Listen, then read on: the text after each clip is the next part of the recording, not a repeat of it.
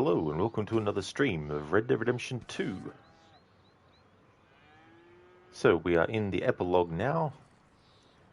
In the last stream we finished off Chapter 6, and Chapter 6 ends and then goes straight into the first mission of Epilogue Part 1. And so we finished that off and ended the stream after we'd finished that mission.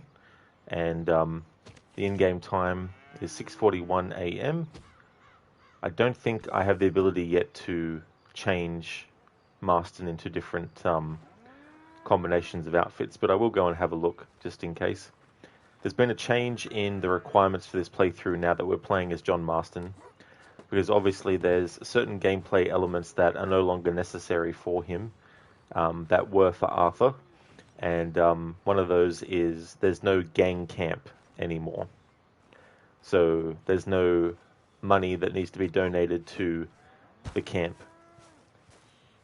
However, I still want to keep the fact that John in the epilogue, he can't just loot and then get money and all that kind of stuff, go treasure hunting, find things. The only money that he can actually use is any money that he gets from hunting, or any money that he gets from gambling with the money that he got from hunting, whichever the case may be. Obviously, he's not sick, so I don't have to worry about not sprinting. When Arthur got sick in Chapter 6, I made it that he wasn't able to sprint anymore. I could only hold down the run button and not actually keep tapping it for him to go his fast speed. So that's not a requirement for Marston. And with the bounties, I've kept don't pay bounties, but John doesn't actually have any bounties at the moment.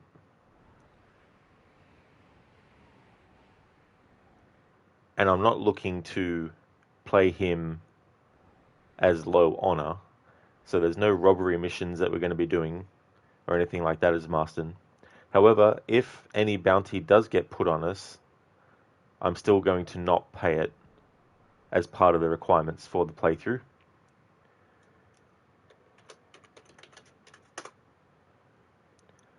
So, can't buy food still, have to hunt for it. I still have to make sure that I'm tracking the animal first and using the correct weapon. And I still need to change his Marston's outfit every in-game day. I don't have to worry about hunting for the camp. Money earned by hunting and gambling is kept for buying clothes or weapons. Don't pay bounties. Read newspapers and read journal entries. And even though Marston isn't restricted from fast traveling with trains and coaches, because if you have a bounty on you, the game won't let your character actually go on a train or a coach ride to fast travel. Even though there's not that restriction on John Marston right now, I'm still not going to use trains or coaches to fast travel. And I don't have the upgrade for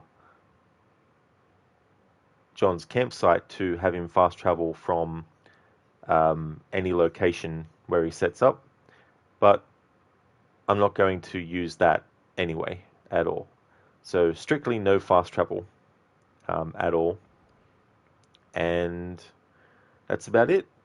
So they're the changes that have been made to the requirements for this playthrough, because we're playing as literally a different character than Arthur, and there's certain aspects of the gameplay that are no longer relevant, and there's also things that I feel I can still do, and then other stuff where it's like there's no point in having it.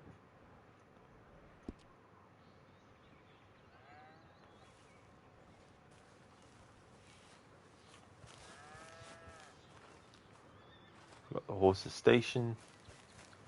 Got inside here.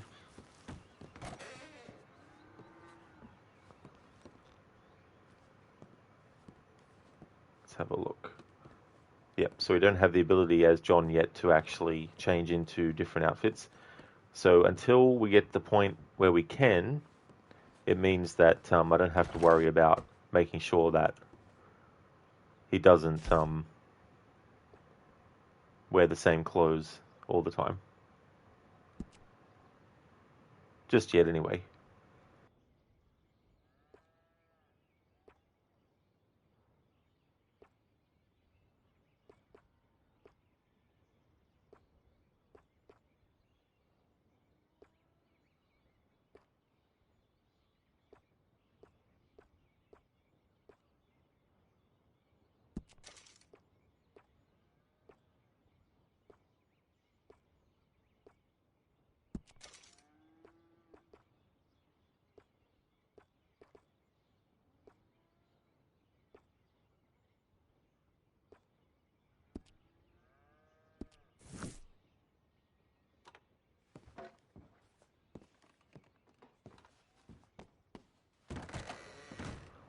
Alright, and in terms of money, Marston has a certain amount.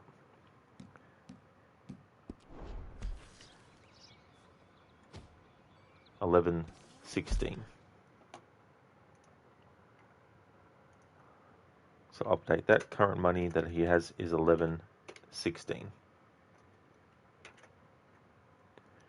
Now I can't remember where Marston got that money from. I can't remember if it was just through mission completion or whatever the case may be as well. But before I decide what to go next with, let's actually have a look at the wiki.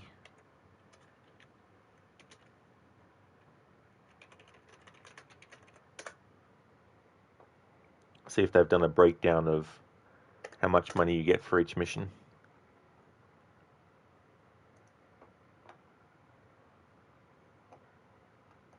Probably not. They probably haven't gone to that extent and detail.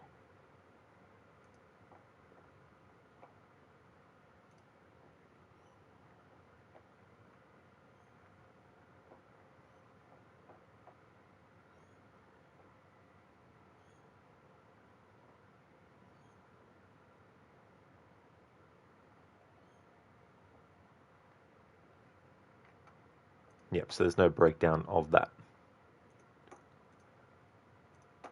Okay, so with the money that John already has here in the epilogue currently, I think what I'll do for this money is consider it his own money that I can actually take advantage of. But moving forward for the rest of the playthrough in the epilogues, because there's two parts to the epilogue, the money that he gets from missions does not actually mean he can spend that particular money.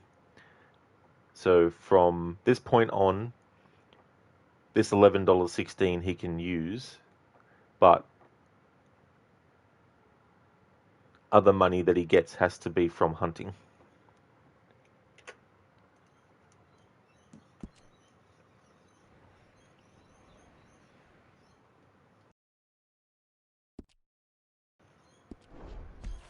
Okay, so what I want to do is increase his stamina. It's a good thing to do this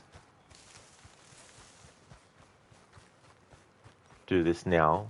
Well, I don't have to worry about the in-game time because we don't have a point yet where we can change what Marston's wearing.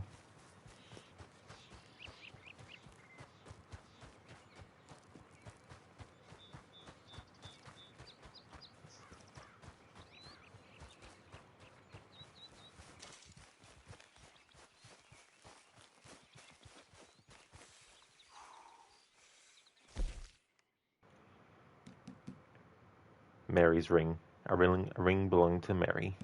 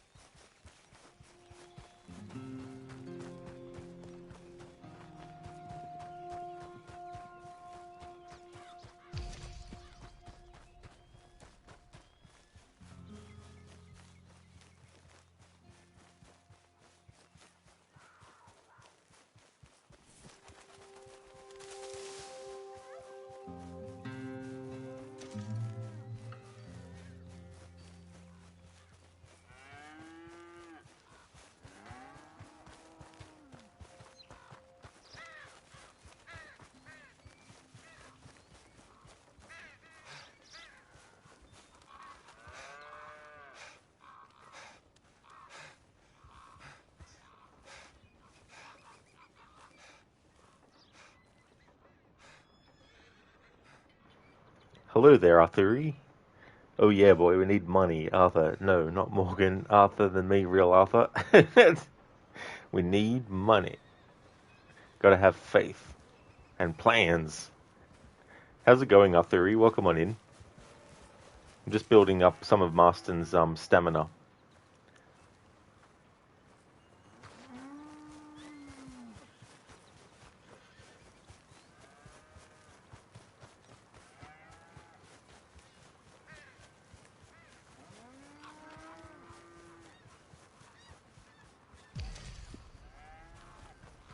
Alright, it's halfway to level 7.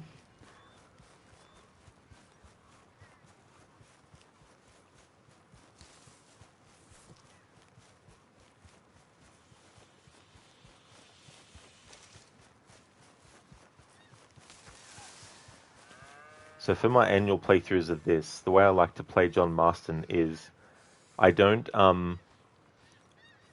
worry about his honor level to the extent of I don't want his honor level to be high, and I don't want his honor level to be low.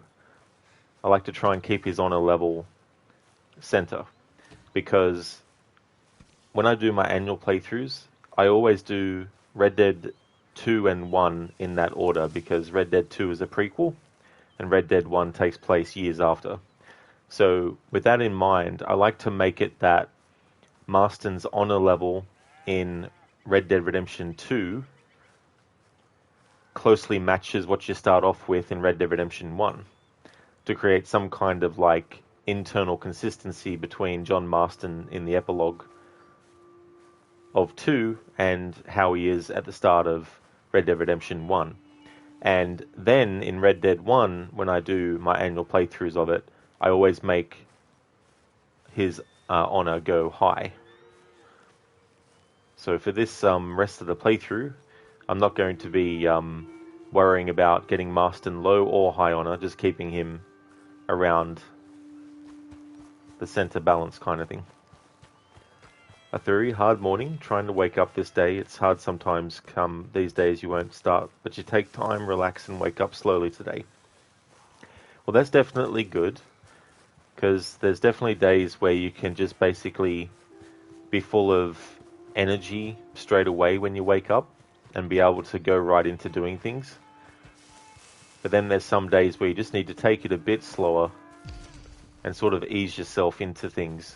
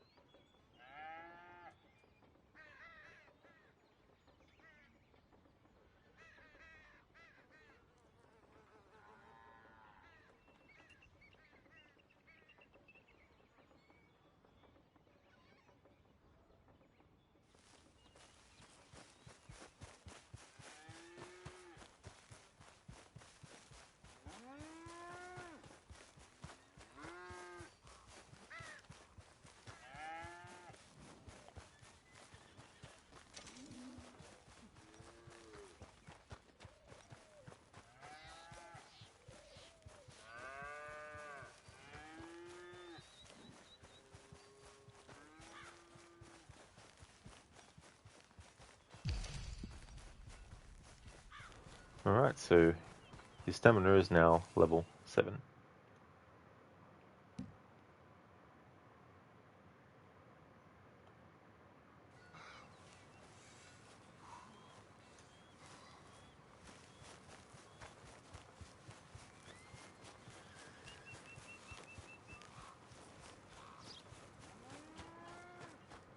I won't be doing it for this playthrough, but sometimes when I do my annual playthroughs and I have other requirements like, doing 100% for the checklist or anything like that, I use the part in the story where Abigail leaves John as kind of like a time where he can go and do things like hunt for treasures and all that kind of stuff. And then that way I can get as much of that done as possible and then resume the story so that he's done all that. And so by the time Abigail comes back, all those aspects are out of the way. Now, there are still some things that you have to do even after you've finished the epilogue as part of the 100% checklist. So it's not like you can get everything done in that middle period in the story for the epilogue, where Abigail and Jack have left John for a while. You'll still have to do some stuff after you finish the epilogue.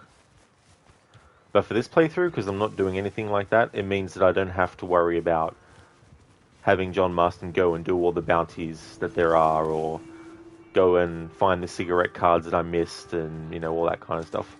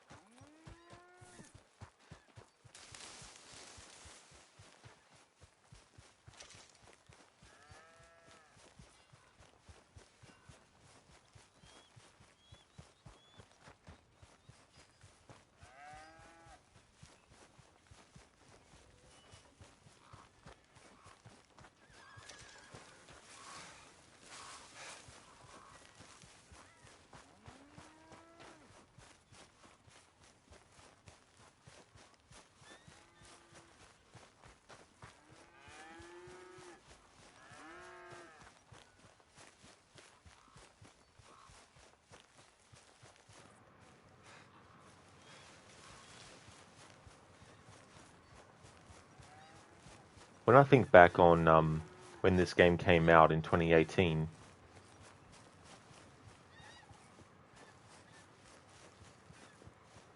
there's definitely a lot of games that were very high profile that year as well. Like, even if they weren't high profile in terms of like general quality, you still had games that came out in 2018 that were part of certain franchises. So you had this game, of course, a follow-up to a 2010 game. You had Assassin's Creed Odyssey, a 2018 follow-up to a 2017 game. And then you had God of War 2018. And I don't know when the third God of War game came out, which I'm assuming is the one that takes place before God of War 2018. Although there were some handheld or a handheld game or something. But it looks like it came out in 2010, God of War 3.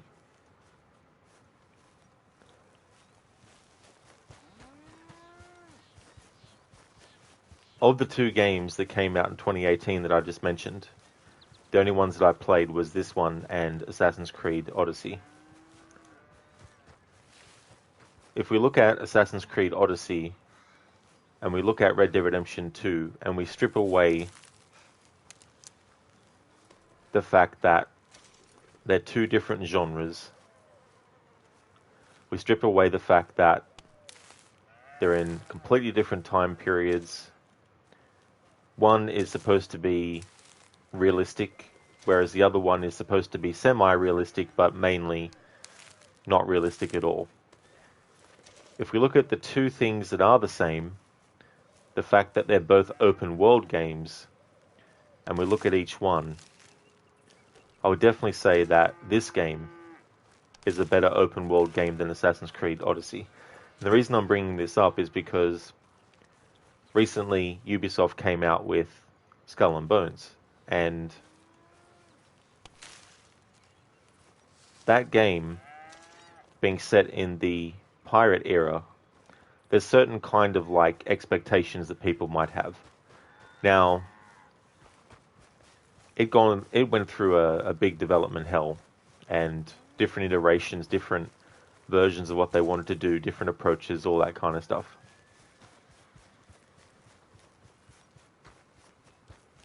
And thinking about Skull and Bones and the potential for open world and pirate stuff, it makes me think about what if other companies were to have done a massive open world pirate game set in that era, but tried for realism. And I can't help but think of Red Dead Redemption 2 as an example to say, imagine a pirate game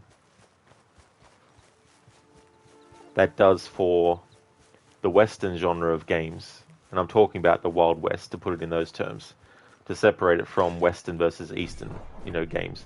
But I would love to see a game on the level of quality and detail and work that went into it, that went into Red Dead 2, but a pirate game. Now that would be great, because the pirate genre in terms of video games, obviously there's a lot of games that are set in that period, but if you look at really, really prominent ones, what do we really have? I mean, I've never played it before, but people mention Sid Meier's Pirates, which is fair enough. Then you have Sea of Thieves. And even though it's part of the Assassin's Creed series, you have Black Flag as well. And so there's definitely still plenty of room for some company of high caliber that does high quality products to actually do a game in that genre and deliver on not only the potential for that genre in that quality of video game, but also give fans of pirate games something to point to and say, now this is how you do a pirate game. So yeah, I would love to see a game that is on level with Red Dead Redemption 2 in terms of its quality, its attention to detail, and all that, but done as a pirate game. Give you all the places that you can explore. Give you characters in the game world that you can come across. Some you can completely just, ignore. We don't have to deal with them. But if you do, you might just find something in the game that otherwise you wouldn't know was there unless you searched the whole game, of course. But yeah, that's my hope, one day to get the scope and vision and detail and quality of Red Dead Redemption 2, but as a pirate game. Now, I'm not saying that Rockstar has to be the ones to do it either. This is just a general, if there's any companies that make games that are of high quality, then I'd love to see them do a pirate game. Hey, Mr. Goatee, how's things going today? Just building up Marston's stamina. Getting him to the full level 8.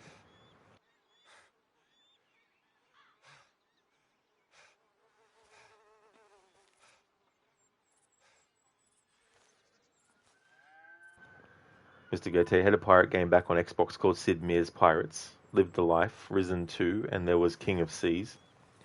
I've also seen one called Under the Jolly Roger, and I'm not saying it's it looks very, very low budget kind of thing.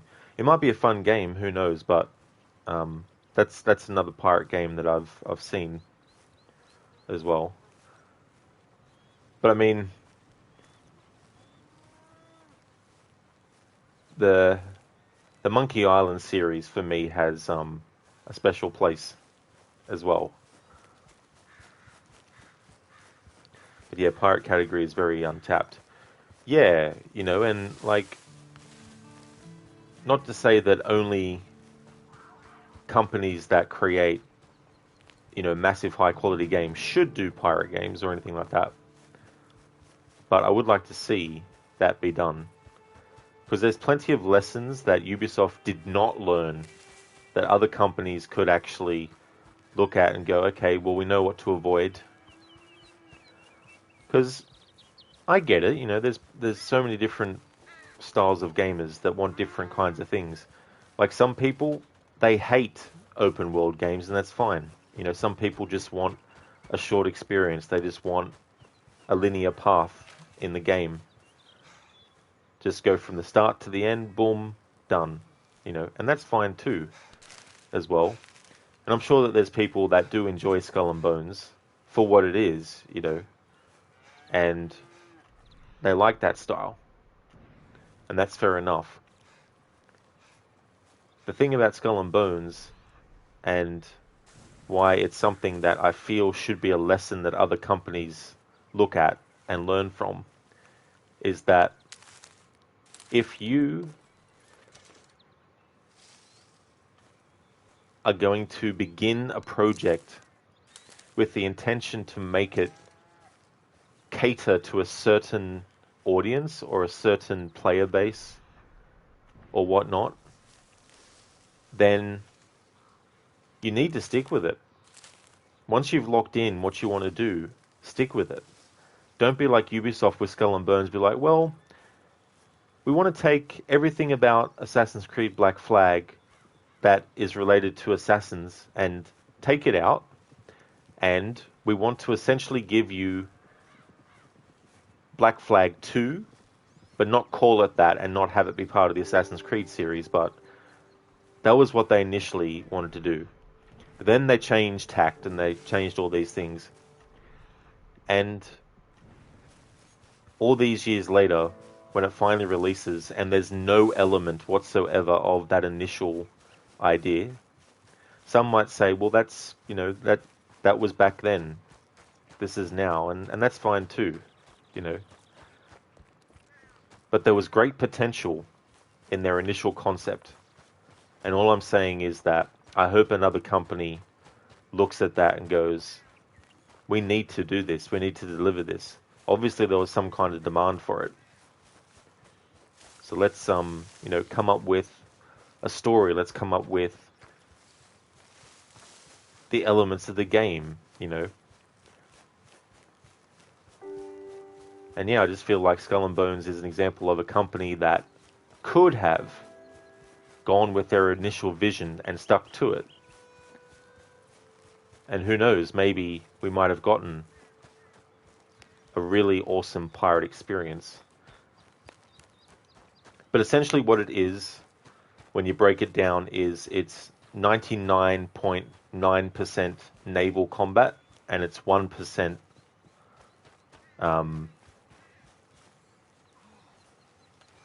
just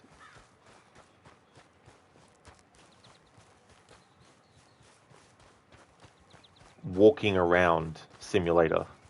You know, like, sure, you can go to places and you can find a treasure, but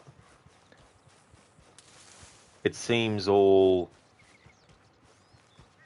manufactured. It just seems like generic, you know. But imagine this.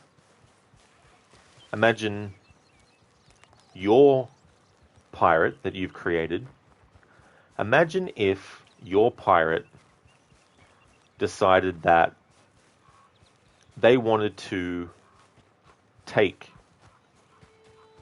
the chest full of gold that they find, knowing full well that someone in the game world has actually decided that they want that for themselves. And the person, when they find out that it's been taken, could then challenge you to a sword duel and be like, right, if I win, then I get back all the loot in the game that was part of that chest that you took. I mean, Skull and Bones could have done that even, and they didn't. But that would be, at least, it would give some kind of thing for you to do when on foot that had some kind of energy to it, you know. So things like that could have been added to Skull and Bones to flesh things out. Hell, it wouldn't even have to be about a treasure that one player stole off another or whatnot. You could just, you know, set up a sword fighting arena, and people in the other people would come across it and be like, this sounds fun. Let's go in and duel some other players, you know. There's just so much stuff that they could have added, and hell, they may even still, you know, they might add DLC that actually has sword fight arenas, or, you know, sword fighting as a thing, you know. Like, imagine if you had, like, a gang of pirates that were protecting their treasure, and you could bring your gang of pirates to try and stop them, or try and steal the treasure from them, and have, like, battles. And not just on foot, too, like, also have it on ship battles, but, I mean, make that something that you can do on foot. Even if it's not other players, have enemies that are protecting treasure. So it's not just simply walk up to treasure chest, press button, walk off. Now I know that's something that's in, you know, Assassin's Creed Black Flag to compare. You can just go up to a chest, open it, then walk off. But there's also some things that you can collect which are actually guarded, you know. Skull and Bones could have at least done that.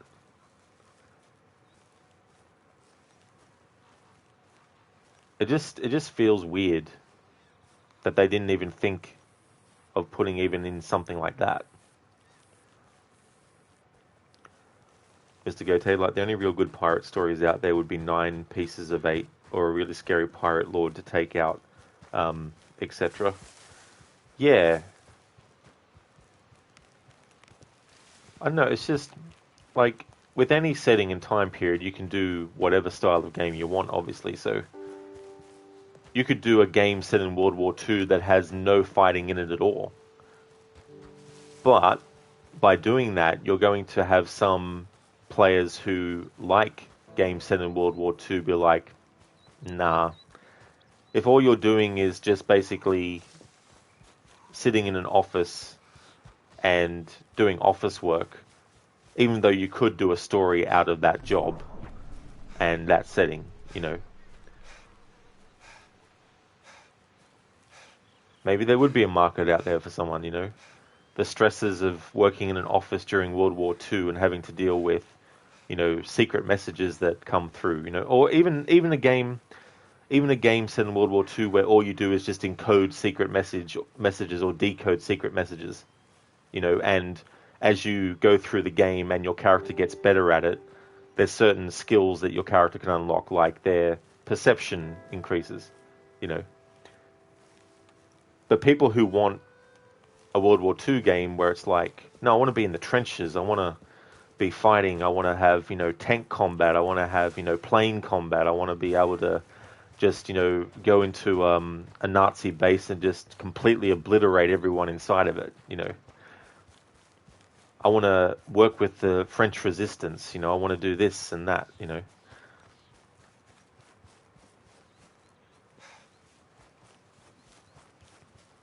But yeah, I just really feel that Red Dead Redemption 2 is just one example. People can pull out so many different examples of games that are really, really great, that are open world, that have a story to it, that really can immerse you in the world.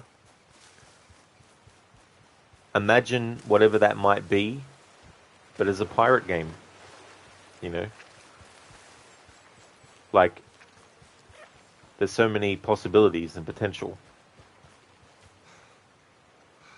And you can go anywhere with it, you can do a pirate game that has no supernatural stuff in it at all, because you might not want to go that route. You might want your pirate game to be a historically accurate depiction of, the world at that time and things like that. Like, you could have a game where in game the characters literally have to be on the ship for months before they even reach a certain destination. You can make like a survival game set in the pirate era. There's so many things that you could do with it.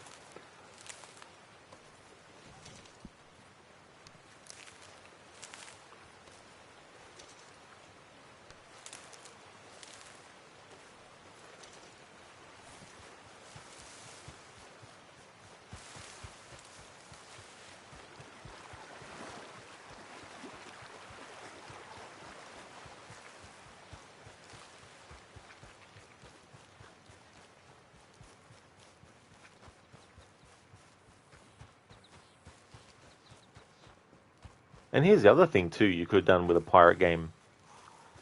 Like, customize your pirate to be how you want them. But also, depending on what you do in the game, maybe your character might lose their eye, which means your character then has to wear an eye patch. There's so many different things that, could be done. And I feel that in terms of Ubisoft with Skull and Bones, if they didn't restrict themselves so much on what they ended up with, they could have done a big open world action adventure pirate game where you have combat on ships, where you have the ship go around and destroy, and combat on ships where you literally fight on ships, on the deck of ships, and also fight on land, while having a really engaging narrative. So Ubisoft, they can come up with good stories. Obviously, it's debatable about the quality of the story, and that can be subjective, of course. But they can be good at stories.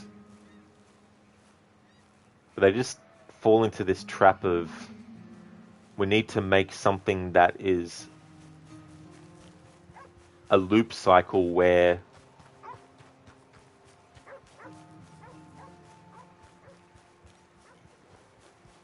you're grinding for a lot of stuff to then get the stuff to then need to grind more because there's more stuff.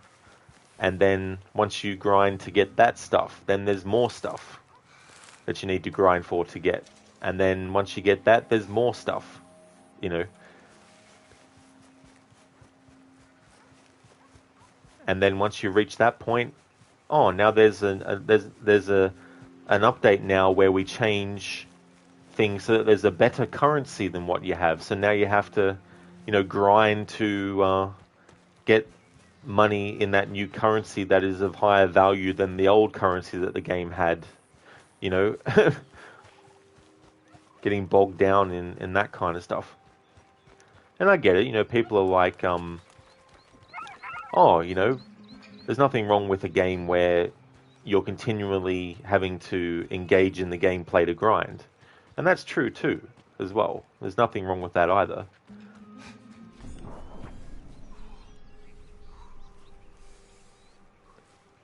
But I feel that Ubisoft can really do good things story-wise.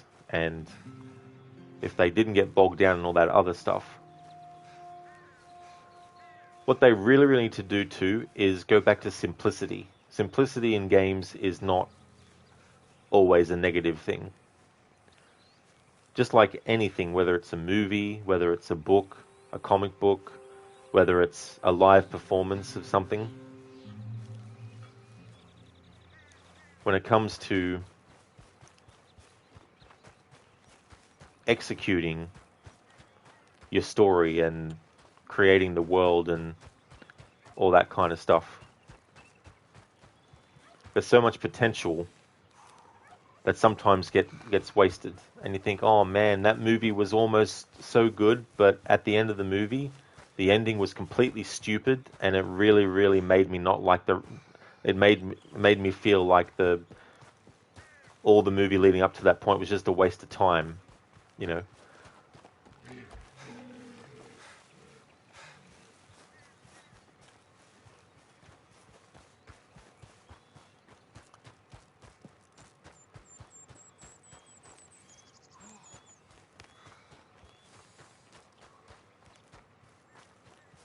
But they can also get, you know, too complex of a story, and that can be the undoing.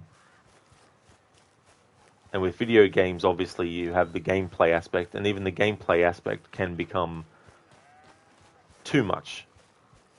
And I feel that Ubisoft are trying to pack their games with as much stuff as possible, but it still ends up feeling like, you know, when you buy a packet of chips, and usually when you felt the packet, it felt full. But then you open it and you realize most of what made it feel full isn't the actual content. It's just the air that was inside of the bag, you know, that was making it feel like it was full. That's how Ubisoft games can feel with their content. Whereas a game like Red Dead Redemption 2, when you actually feel the immersion of the game world and the size of it, it feels like every space is used in a way that makes it feel worth being that big. You know what I mean? And it actually feels like it's living up to the promise of the size.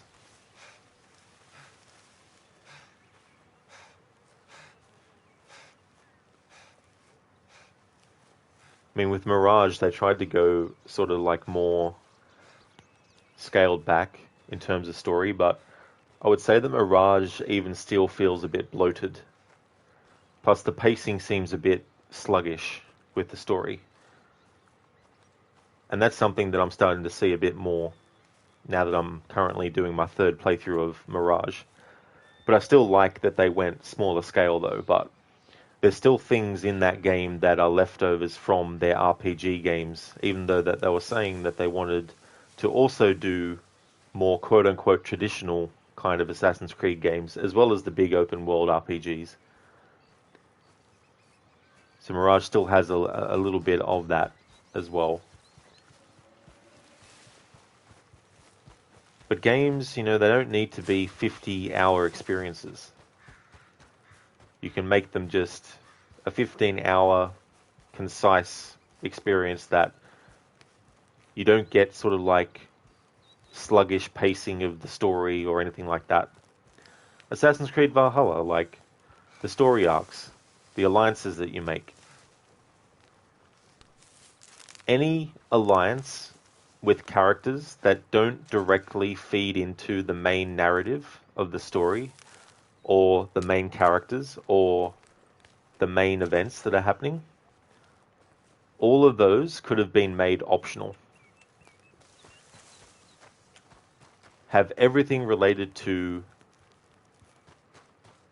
Sigurd and what was going on with Basim and everything with the other Norse who are reincarnated, you know, all that kind of stuff. All those things, the alliances that are related to that should have been mandatory, but all other ones should have been optional. Like a good example is the beer stand quest, where he's like, oh, you know, I want you to help my wife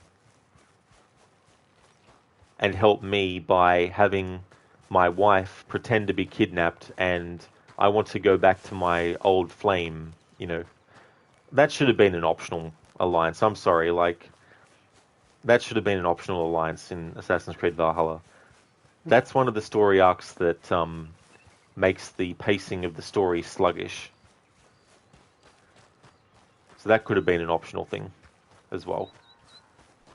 So yeah, I think all game companies can learn from the mistakes of other ones and fill in the gap of what that other company has left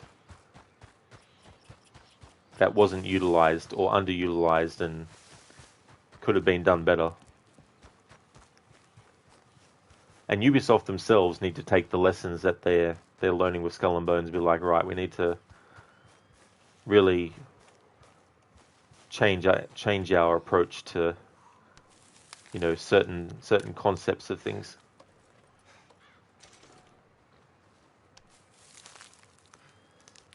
Brutus, thank you so very much for the 9 months in a row of subscribing. Thank you very much for that. I really, really appreciate it. That's awesome of you to do. Thank you. It is indeed, Brutus. Red Dead weekend is here again.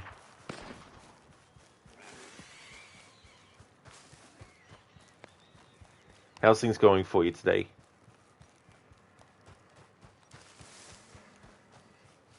Once Marston's stamina runs out again, I'll double check what it's actually up to.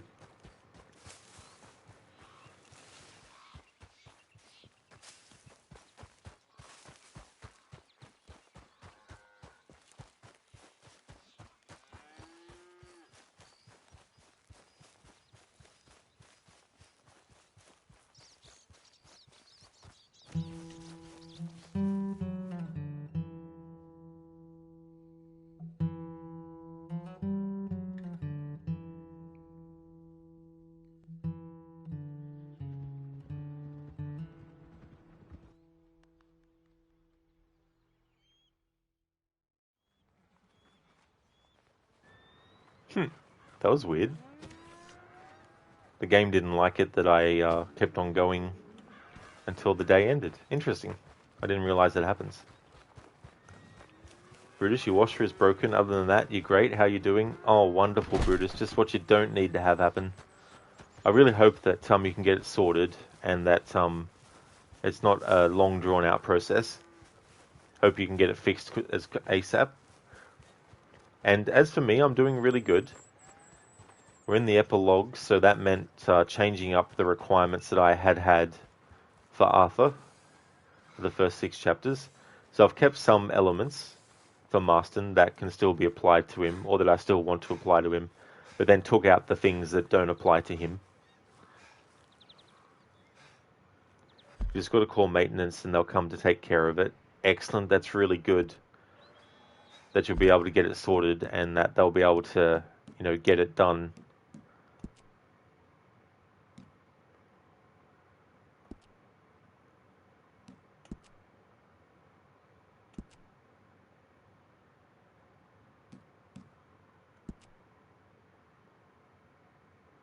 There we go.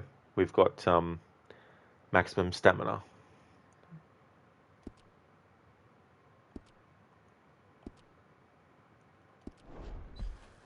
Okay, so the next thing that I want to do is I want to have a look in Arthur's journal.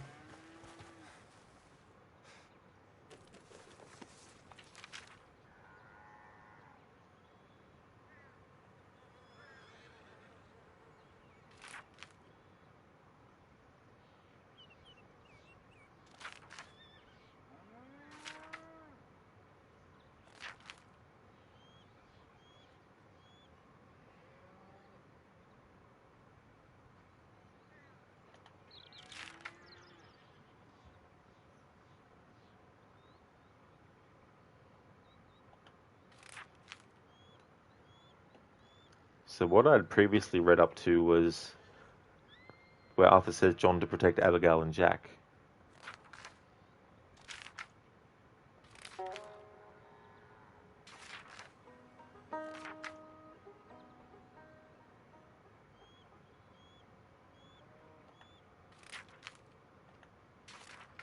I'm a bit confused now because...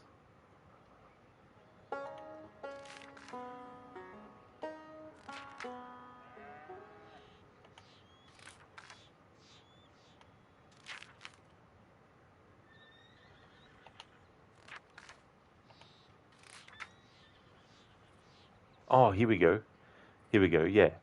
Okay, so that's weird because before Chapter 6 ended, this was the last entry that Arthur had made.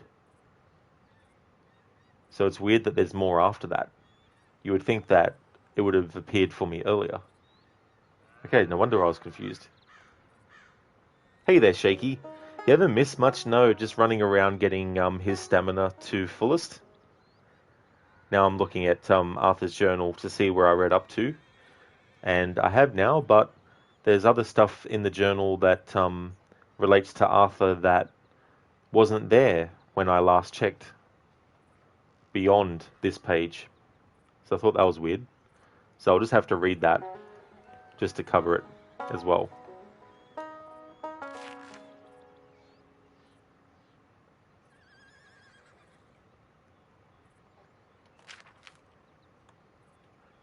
So we saw Colonel Driscoll swing. Indeed, we did the law's job for them, as his boys were lined up to spring him. But we dealt with them. Dutch back to being himself, at least for a moment. Sadie like a dog with a bone, although she ain't done with them yet, I don't imagine. Wonder if this will calm Dutch down and we can get back to surviving ourselves, rather than just killing them we despise. I didn't feel too much. Bastard wanted to kill me, but he didn't want to that much. And I guess I felt about the same. He weren't ever exactly my fight, really, and now my fight is real different, with a different enemy, one I cannot see, nor put a bullet into. Him and his boys was our fault, all right, but did we ever exist, or were we just a group of individuals each just falling for Dutch's dumb bluster? I feel like I don't know nothing anymore. That whole life of certainty's over. My whole code that I lived and killed by. Was it true, or was there a bigger truth I was too dumb to ever see? Shaky, the ghost of Arthur writing in his journal. Yeah, it must be just some glitch. Or maybe they programmed it that way. But yeah, I made note, every time I read Arthur's journal, I made note for myself where I actually read up to. So I knew that when I went to read it again, that I could be able to tell when new content was added to it.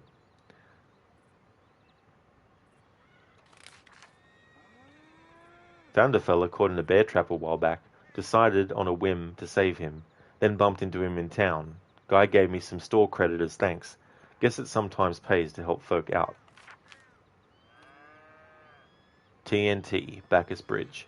Blew up a bridge with Marston, either to stop the army killing us quite so easily when we attempt to rob this last train, or because we want to encourage Uncle Sam to send another train, full of payroll, for us to rob. Whole thing seems even more ludicrous and moth-eaten when I write it down. Dutch is now acting crazy, and I'm acting crazy back. I'm facing death and acting foolish. I hope Marston uses his brain. The time for heroics and loyalty to people is over. The time is for acting right and saving the innocent, not the guilty.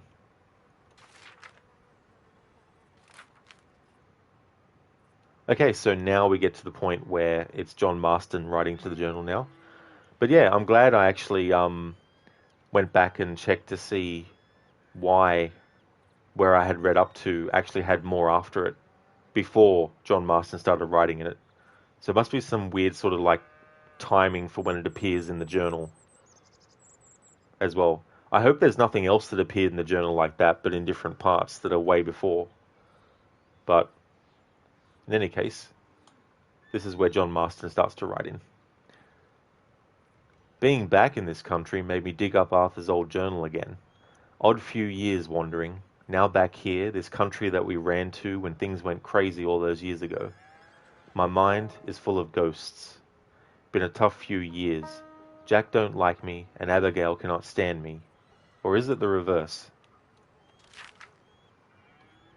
Killed a fella because he looked at me funny. Abigail wants me to settle down. To what? Everything I've tried has gone wrong for so long now, and now I'm back in old country? Well, I guess the north didn't turn out so good.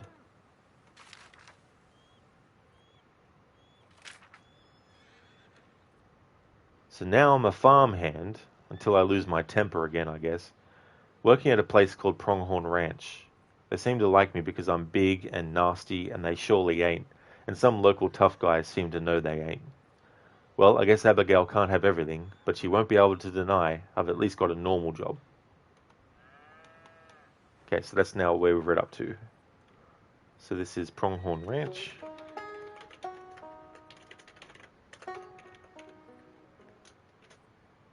And I've read up to, so now I'm a farmhand.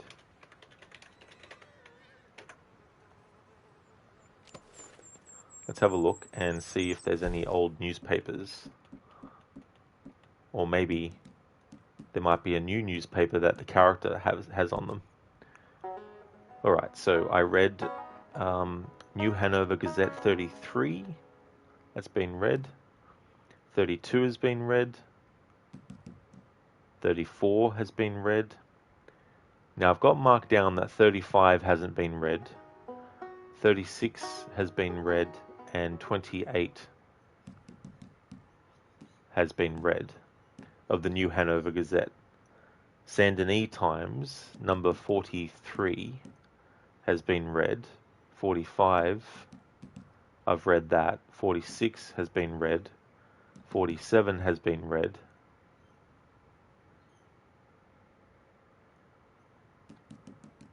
Okay, so there's no new newspapers.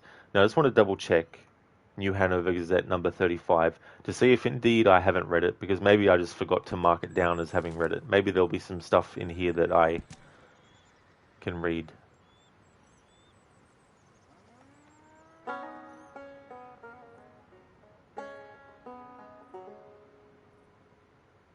Yeah, I've already read this one.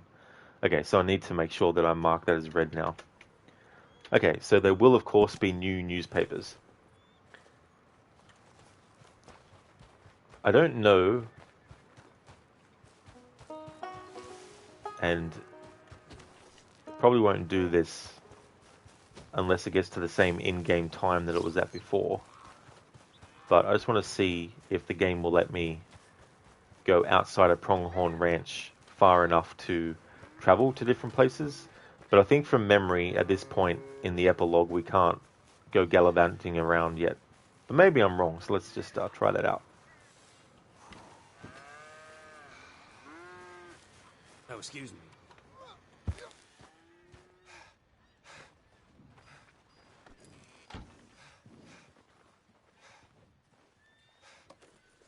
Brush it off.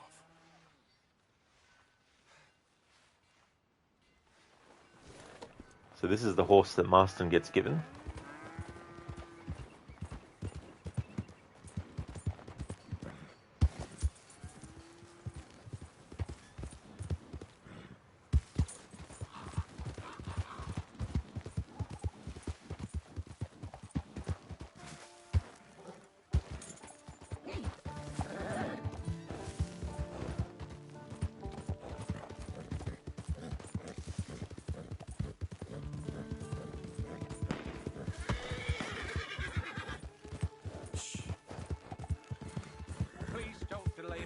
further.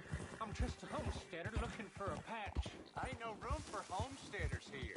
This land is Easy owned. now. You got some nerve showing up in this country. Why don't you go back where you came from? Homesteaders is meant to be rich. You got jack off. I got the gumption to try and make...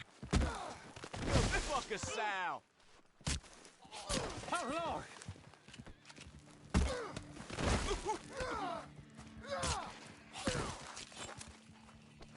Dear me. Are they dead? Sir?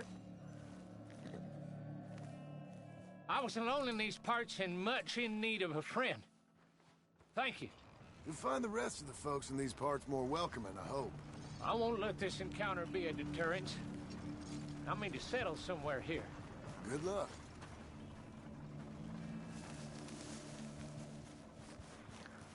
We may not have a gun at this point in the epilogue yet, but we certainly have a knife.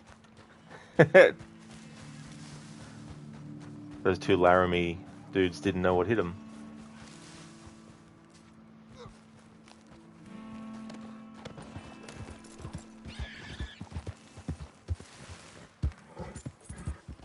You're coming on, girl. Oops, wrong button to hold down. Alright. Strawberry, let's go. Any newspapers being sold? Let's have a look.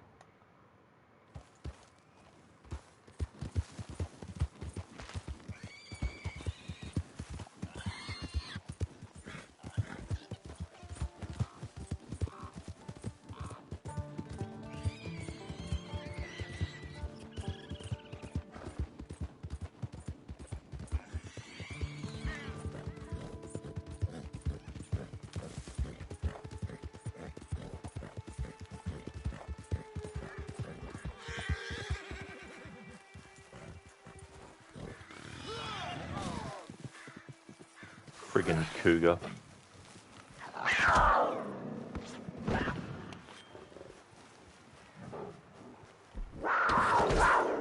gonna die here. I was trying to make the horse go faster, but the horse wouldn't have any of it.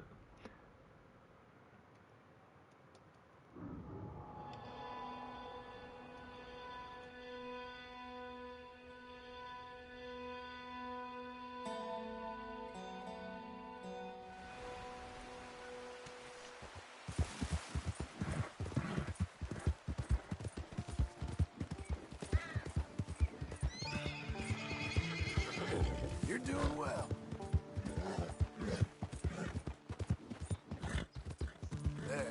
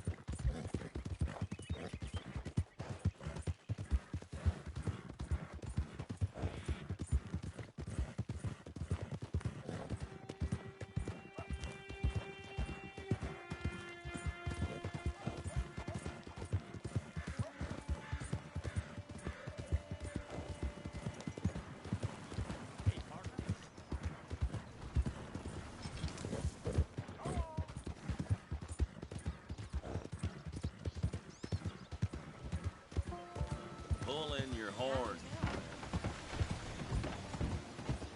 Oh, we asked. Do we have a problem here? Give us a chance.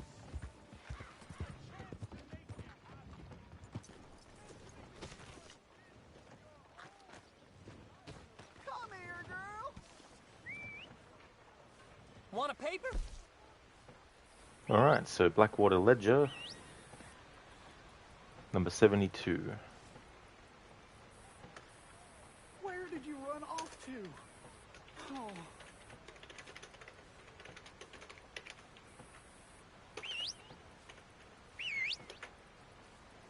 Alright, so we'll buy that, Thanks.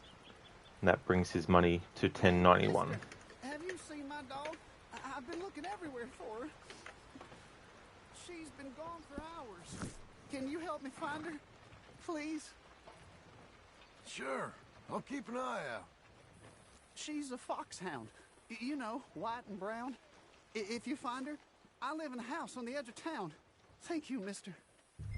Stay updated, Strawberry. From what I can tell, Miss Garnett's back selling it behind again. I've heard.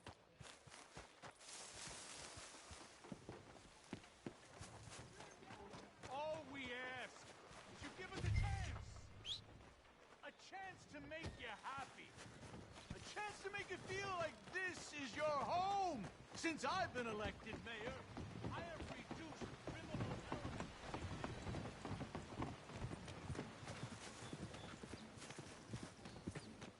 Easy.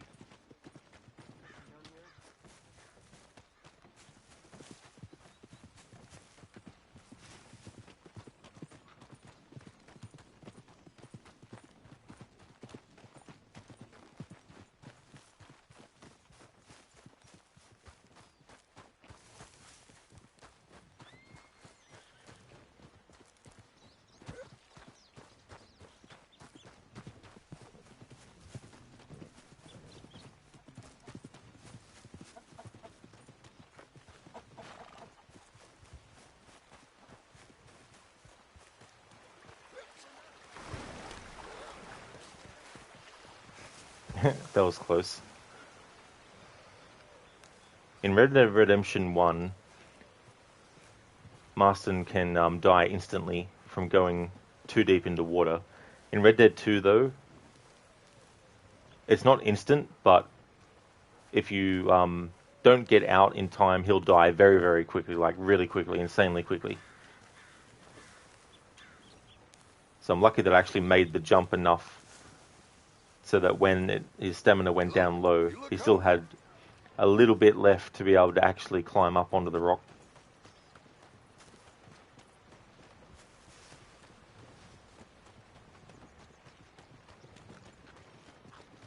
Not anymore, too many days, because there's no more gang members that we can do that to. You give us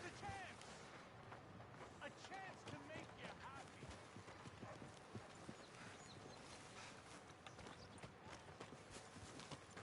Yeah, we're in the epilogue now, so we're playing as someone else.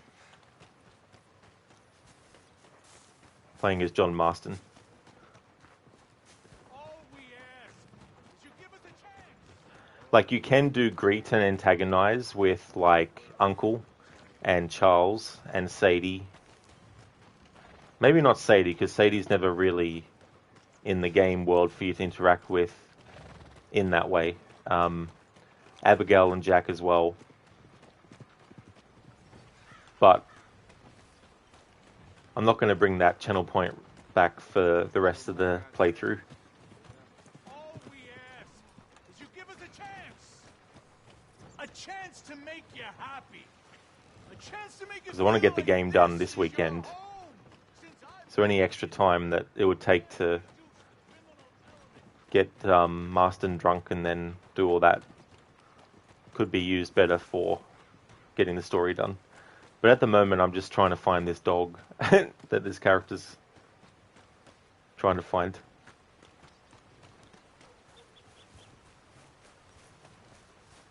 Character asked us for help.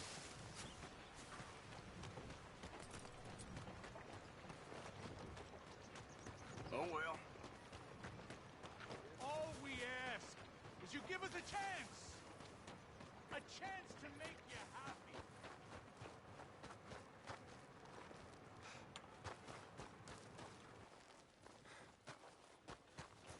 All we ask is you give us a chance. A chance to make you happy. A chance.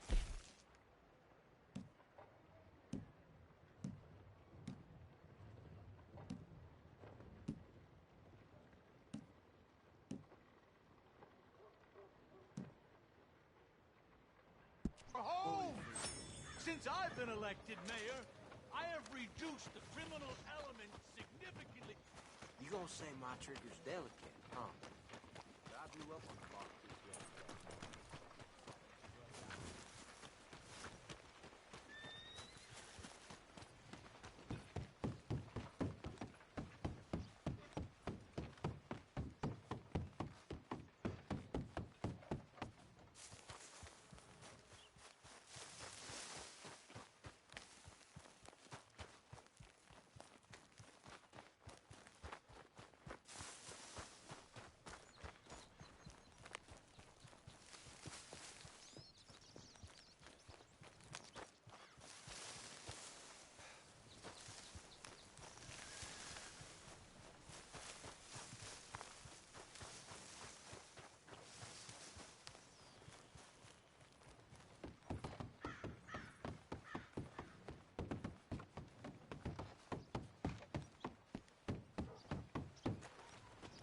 There we go. Finally heard the dog barking. Or a dog barking. Don't know if it's the dog. Or it's just a dog.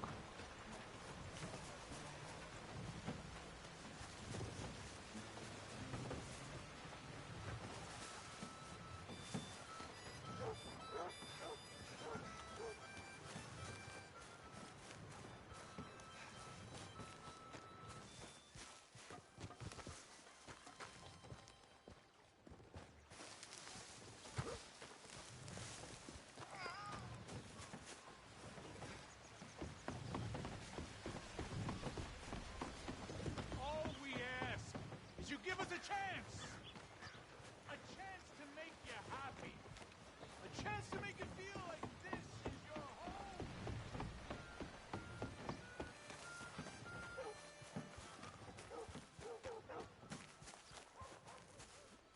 There we go. I see the mini-map change.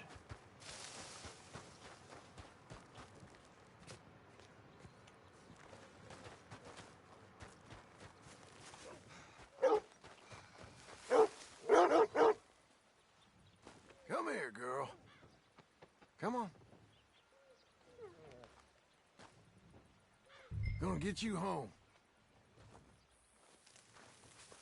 Oh, your buddy missed you, girl.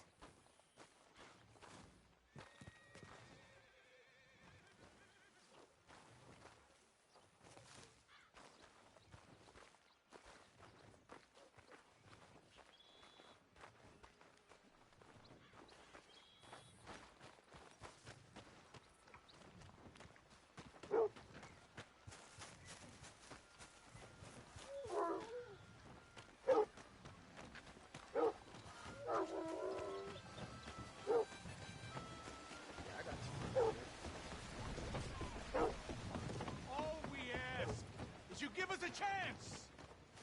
A chance to make you happy.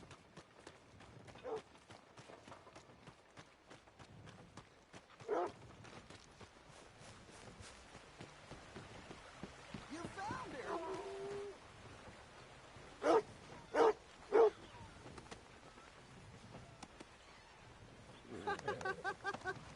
So good to see you, girl. Oh. Thank you, mister. We ain't never spent a night apart. She's the closest thing to a family I got left. I'm glad I could help. You take care of her now.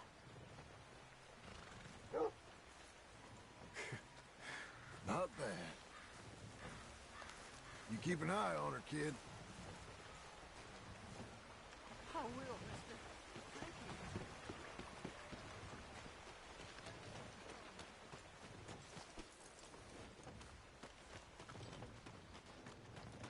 How they going? Don't even...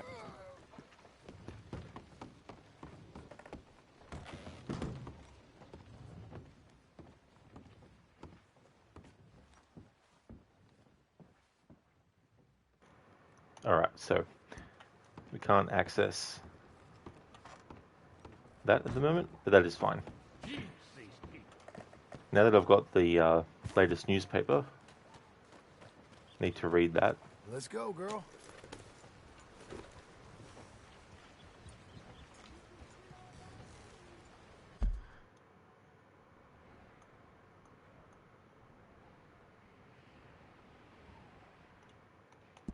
Let's go back to Pronghorn Ranch and then read that newspaper.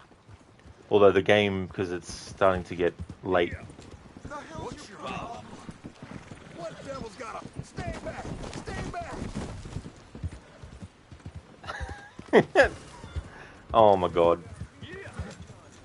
What crime. Crime.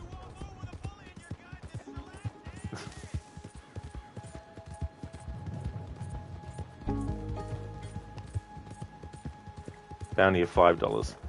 Alright, so I still need to stick to the can't pay off bounties thing. But I definitely don't want to raise it up really high either, because it's not in fitting with how I want Marston to be played in this epilogue.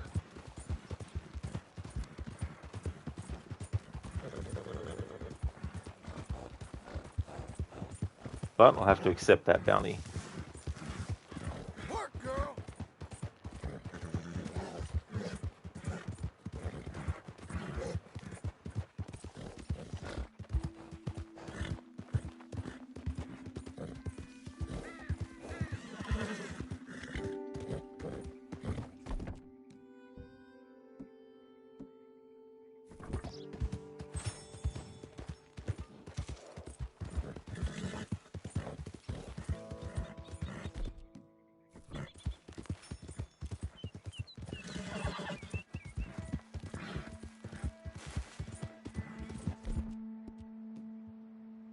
Oh, miss. For you, miss.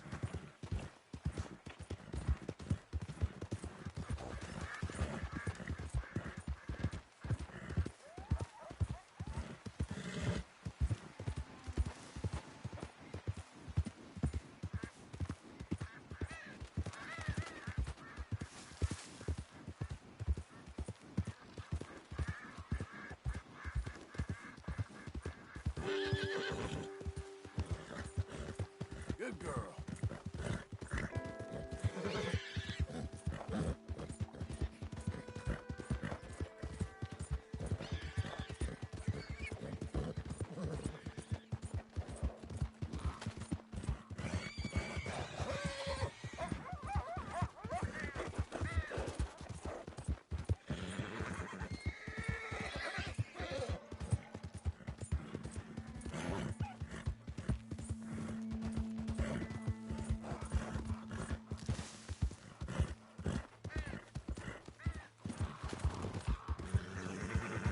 Alright, so we're back at Pronghorn Ranch. Before the time automatically got to a point where the game was like, alright, Marston goes to sleep and everything.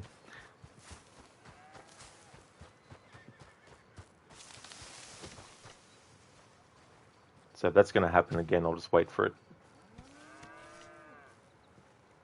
Then when it becomes the new in-game day, I'll read that newspaper we bought.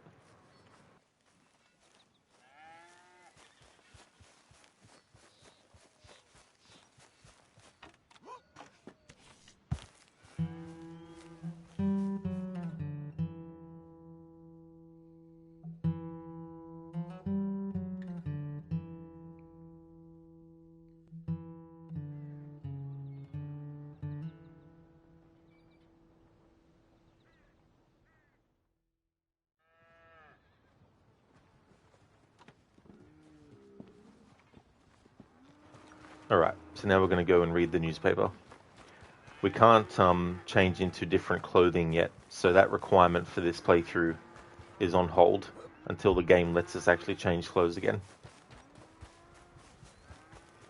But now it's time to read that newspaper that we bought, and then that'll be up to date with the newspapers in the game.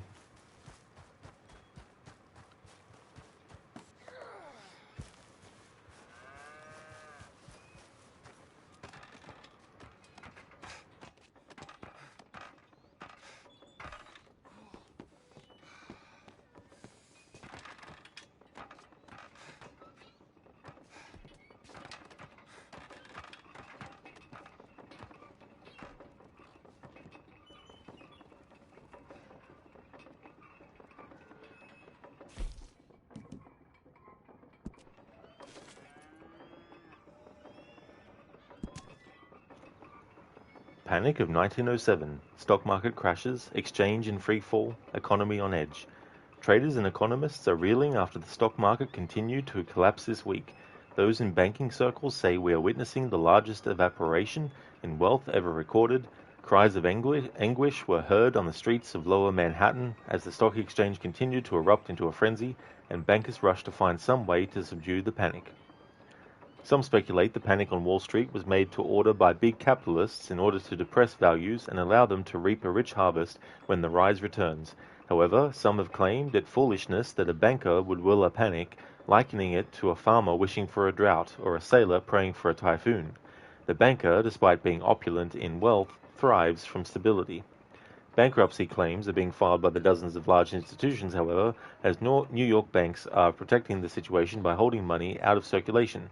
Congress has already promised to investigate these national banks and review their conduct, though no charges are expected. Pump Jack sits silent. No oil found at Wapiti. Investors allege fraud. The oil reserves discovered on land near the Wapiti Indian Reservation in 1899 have turned up dry, and all drilling operations have ceased and packed up. There were high hopes for the location following a detailed exploration by the Leland Oil Development Company on behalf of Cornwall Kerosene and Tar, and a number of petroleum outfits had sought to develop it into a well-paying field. Workers flocked to the area in anticipation of jobs that would pay as much as 22 cents an hour. Companies sank well after well, coming up empty with only a minuscule amount of oil being found, not enough to keep operations running. The tribe at the reservation went on the run after a series of attacks on the army, culminating in a bloody battle at Cornwall Kerosene and Tar Factory around the time news of the oil discovery became known. Many members of the tribe were gunned down in Wyoming, but a few members are believed to have escaped into Canada. It is unknown what will happen to the Indian reservation land moving forward, as there are no Indians in the area to relocate there currently. So what this essentially means is that all those who died, all those who Cornwall, wanted to mess with the lives of, all that was for nothing. Definitely puts a different perspective on the events that happen in the first 6 chapters of the game, especially chapter 6.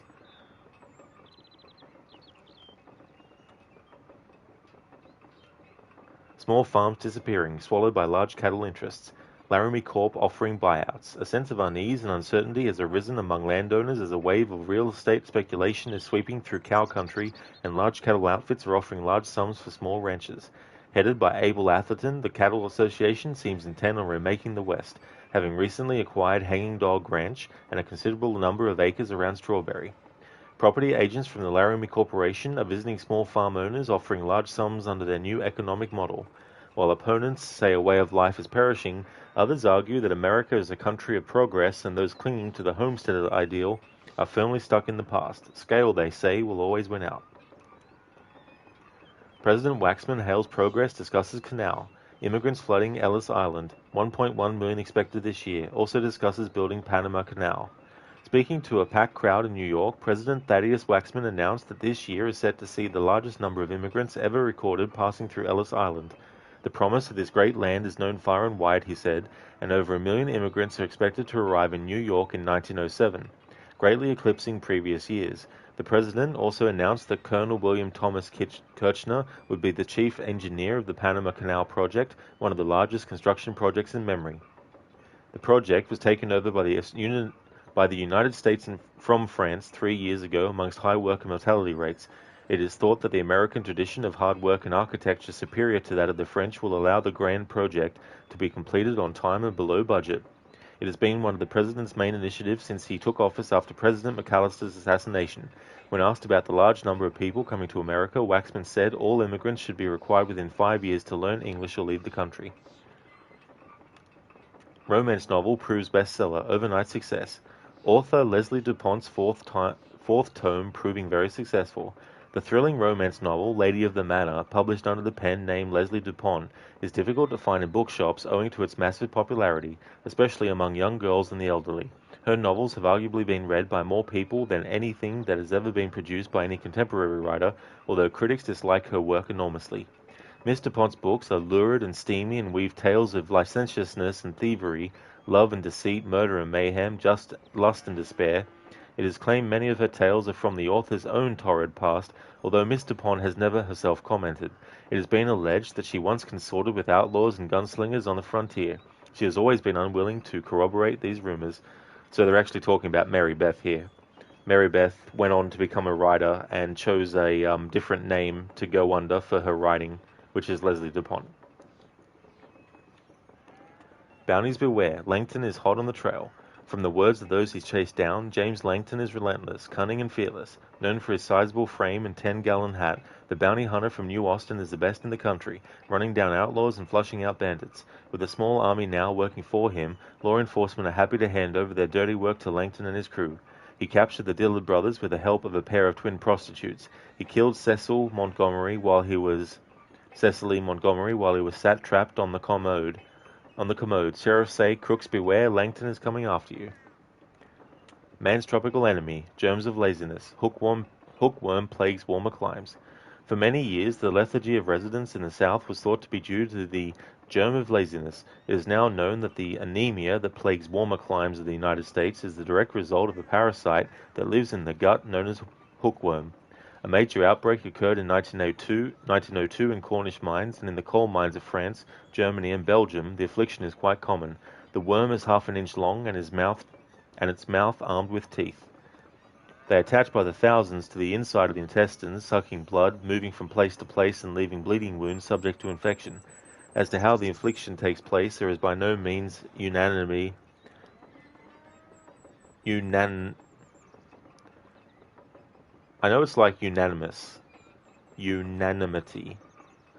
of opinion. I've never had to say that word before because I haven't actually read all the newspapers in this game before. This is the first time doing the newspaper reading stuff. Of opinion by medical men. Some think it to occur by penetration of the skin on dirt floors or foul drinking water. The malady is especially a scourge to residents of the Philippines and Puerto Rico, whose residents' health and welfare are now responsible for.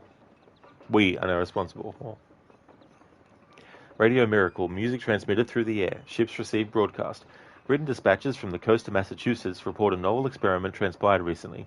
Using an experimental alternator transmitter at Brant Rock, technicians broadcast radio signals carrying the music from a phonograph record of Handel. The transmission was intended for shipboard radio operators at sea, especially the Navy, who have taken to the new technology for daily transmissions of time signals and weather reports via Morse code. The scientists working on the radio experiment hail it as a new dawn in entertainment and foresee a day where Bible devotionals and hymns are transmitted into the home for families to enjoy. A town of ghosts. Rathskeller Fork lies empty. The piano is covered in dust and is decaying. The streets are desolate, the lard is filled with vermin, windows broken, families gone. Rathskeller Fork, a remote settlement in the desert of Gaptooth Ridge, New Austin, was once a bustling place where goods were traded, travelers would stop for refreshment and repose, and dances and suppers brought merriment and cheer. It's now deserted. Some have blamed the exodus on the cantankerous caretaker who lives there and seems hell-bent on driving everyone away. It is hoped someone else will take the place over and return Rathskeller Fork to the days of old. New railroad completed, a grand project, our manifest destiny. The final ties were laid and spikes driven through to complete the Central Union rail line stretching through New Hanover. Passengers will be able to bypass the Grizzlies, Rhodes, and Scarlet Meadows, drastically reducing travel time. Now with a direct line connecting Cornwall, Kerosene, and Tar and Saint Denis, freight trade and commuters will flow fast and freely. The project came with complications, including controversy over missing workers' wages and a land dispute. Representatives from towns such as Van Horn Trading Post and Annesburg say the new line will result in the decline of their towns. Civic planners hail the railroad as a new dawning day in American progress and history. The Art of Angling by Jeremy Gill, Redfin Pickerel. When not entertaining heads of state with the joyful pastime of fishing, I traipse into backwoods cricks and hollers where I meet the most delightful simple folk who imbibe strong local spirits and gush about redfin pickerel. These uncouth semi-savages claim it to be the best eating fish you can find, and for that matter the easiest to catch. They are feisty little predators that will attack a piece of cheese, and as one old-timer showed me, a piece of red cloth. He'd dip it into the creek, the fish would bite, and he'd sling it up onto the bank with a toothless laugh. Happy fishing for those of you with and without a full complement of teeth. Alright, so we've now read that newspaper.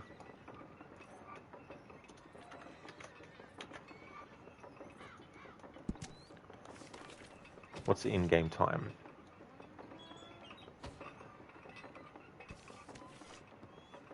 (9:53 a.m.), so still early. Alright, so I've gotten Marston's stamina fully.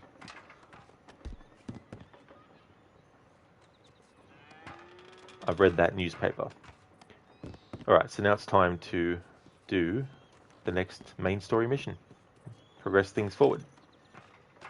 Almost 2 hours of the stream that took, but it now means I don't have to worry about stamina for the rest of the playthrough.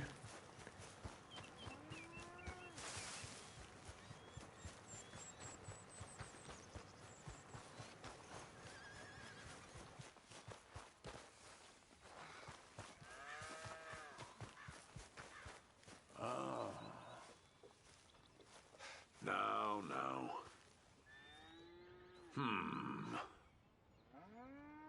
Oh. No. Milton, get over here.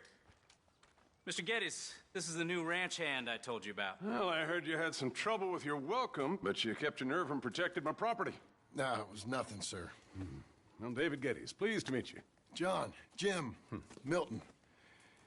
Thank you for the opportunity, sir. You and Mr. Dickens. Well, you work hard. You be honest, you'll get your keep. I promise you that. Boy has a family. Oh, lucky man. Then you better work extra hard. Good day, Howdy, sir. gentlemen. Sir? You hear that, John, Jim? Extra hard. Hey, get over here. Mr. Dickens? Go find old Jim Milton here something to do. Make sure he works extra hard. Sure, Mr. Dickens.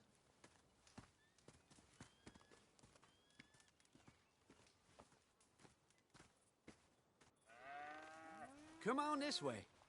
I was on my chores anyhow.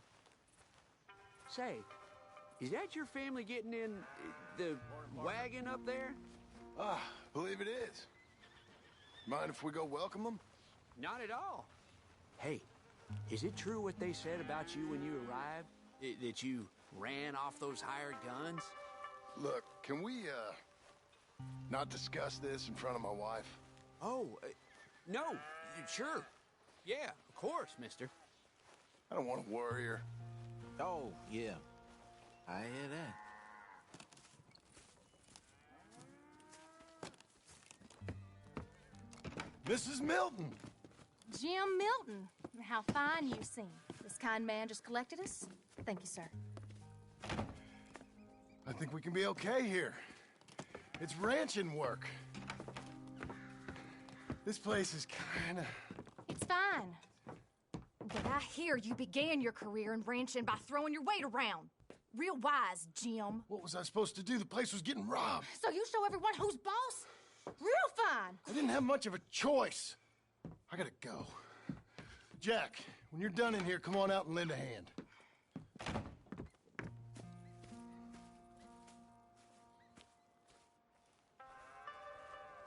I was going to milk the cows. Come on, I'll do it. You? Are gonna milk the cows? Sure. Why not? Oh, I don't know. I thought you was, I'm a ranch hand. A new one, at that. When you got here, them hired guns?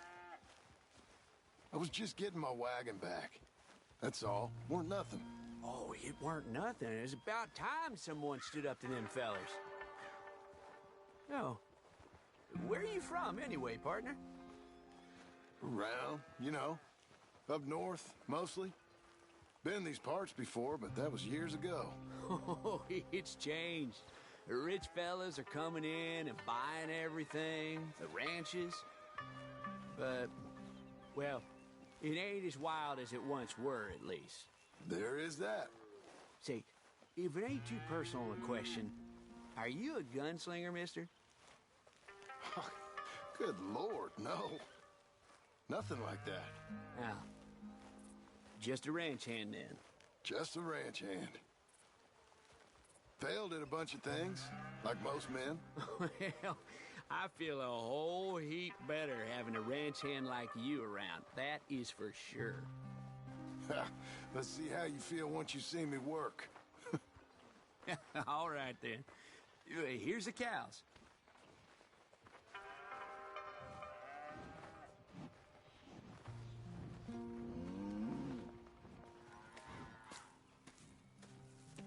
Yeah, we used to have a bunch of women here did most of the milking. Yeah, but most of them drifted off.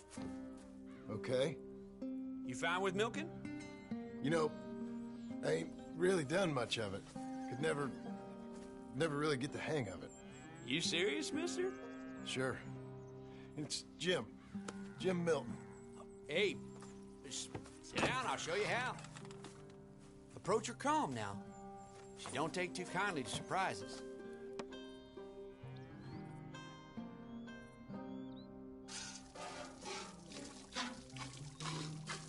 Almost got a pail full.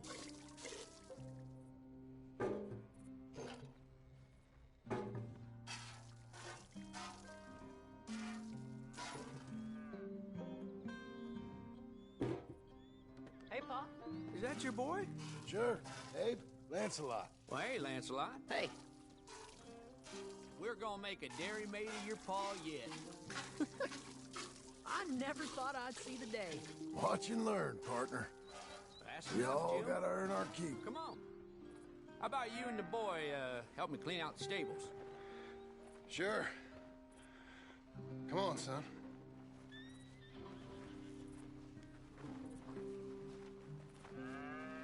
How old you now, Lancelot? 12, sir. Ain't that grand? It's such a fine name. I like it. I got imaginative parents, sir.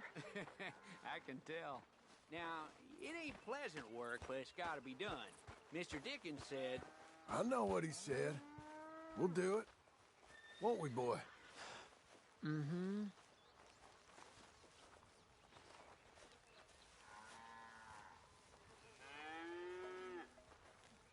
Okay. Well, you get them stalls cleaned out, and I'll see you later. Bye. Okay. Jack, let's just try and take some pride in this work, hard as it may be.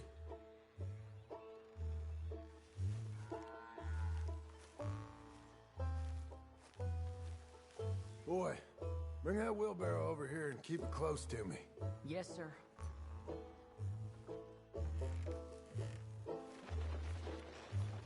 Hold on a moment.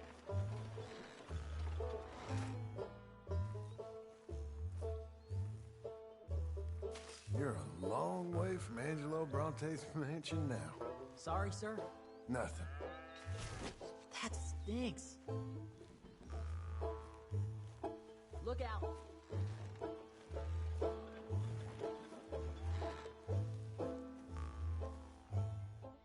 This is a dog's work. Ew.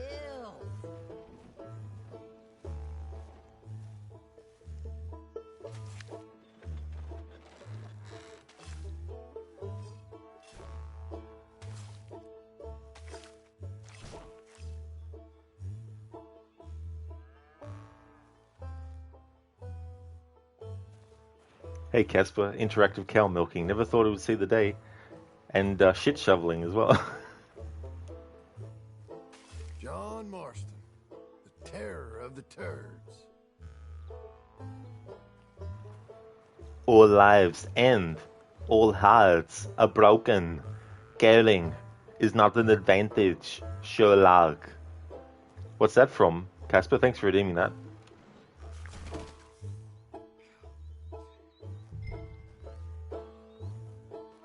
Reckon even your mother would say we're almost done here. You finish things up, I'll go check on her. Okay.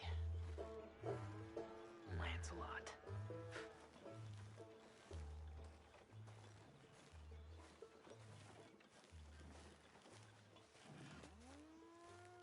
I'll come join you and Ma soon. Casper, that's from Sherlock the TV show. Ah, I gotcha. Not the other hundreds of Sherlock productions that have been made over the decades.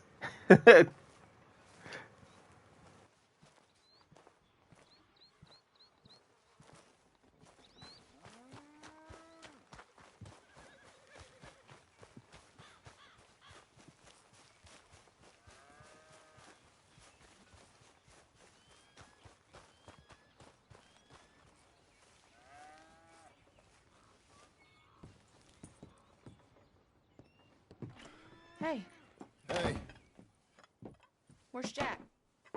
Shoveling shit in pursuit of the better life you want? Same as I've been? Won't do him no harm. I know. Guess maybe we can last here. Survive. Do a little better than survive for once. I'm tired of fleeing, John. So, well, you know. Me too.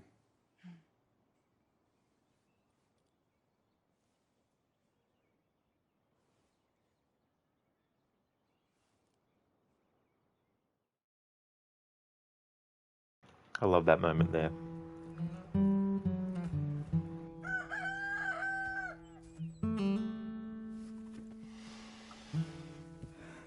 I'll put some coffee on.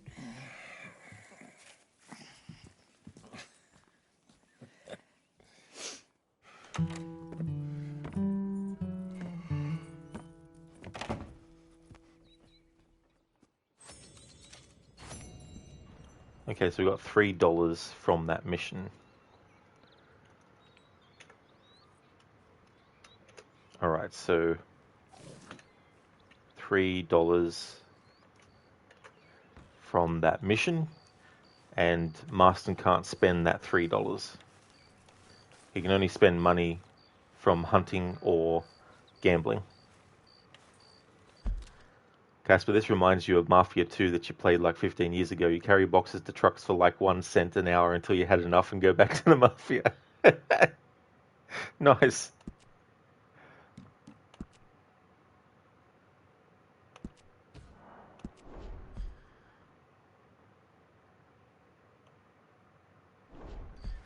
Alright, so let's have a look at the journal, see if a new entry's been put in.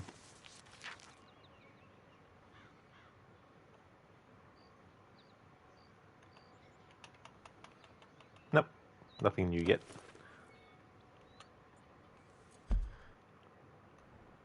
Okay, so cow milking is something that we can do.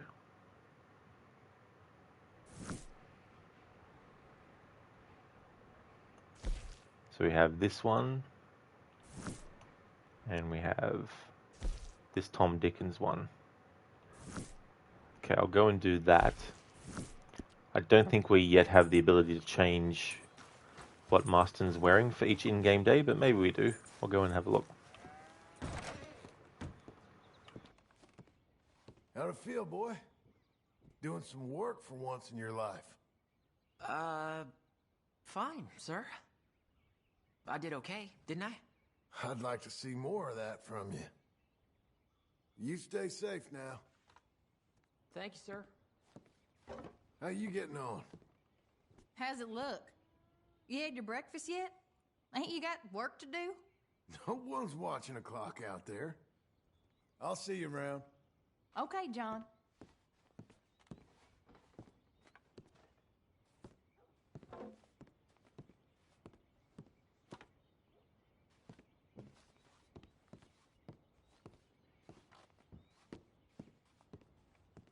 Alright, so we can't change clothes yet, so I don't have to worry about changing clothes every in-game day yet. Or again yet, I should say, because I was doing it in the main game up until the point at which Arthur's story ended.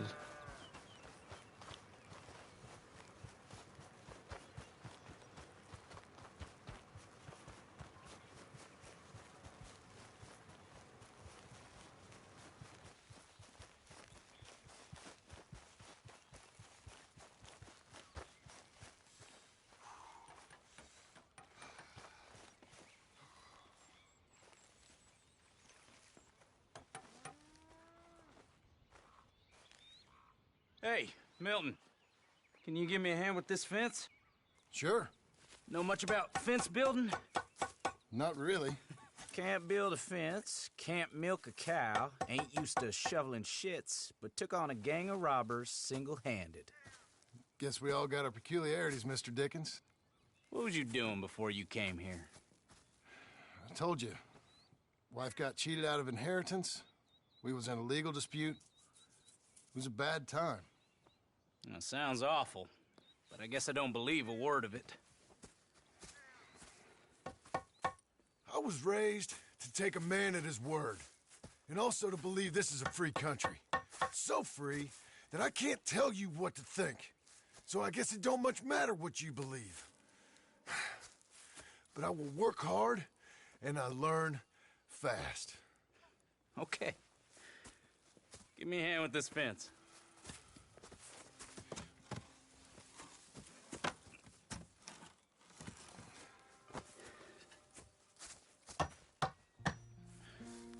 Yep. There's plenty more to do. Pound it in there. We don't want it coming down. Good. Now grab a rail, line it up with a notch, and place it in.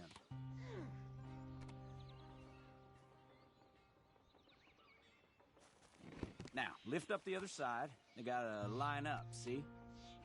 Now the next rail.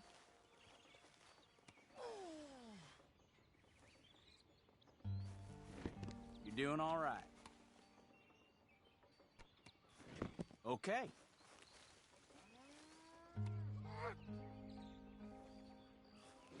Fine.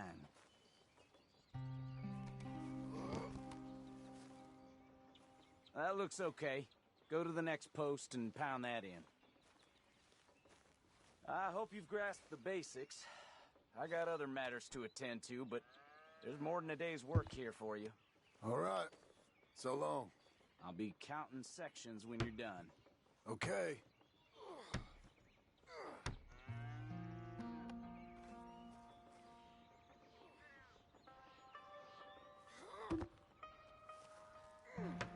Dikachu, thank you so much for the follow.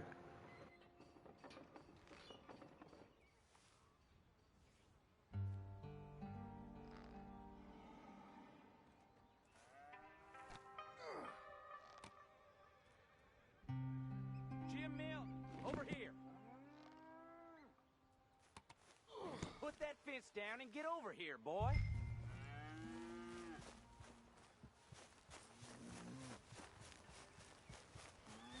Quick as you can. Come on, son. Milton, get over here. Coming. Come on, give us a hand. Know much about bulls, Milton? Just the basics. Don't make them mad. Angus Geddes, this is Jim Milton. Mr. Milton? Angus is your boss's son. Nice to meet you. Let's try and move this great hunk of chuck. Come on, move!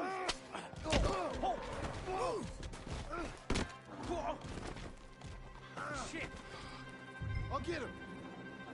Just keep on him, Milton, and try and calm him down. You all right, Angus? Bad boy.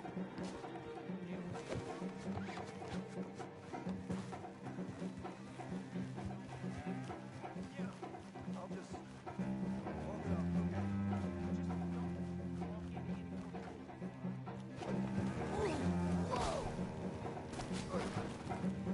God damn it. Not the fence. The bull's loose. Nothing you can buy. Damn it.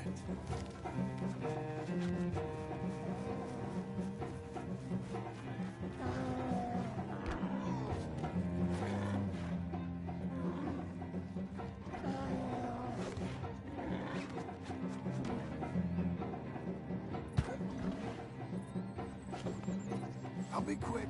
You need to calm down. Shoot! Shoot!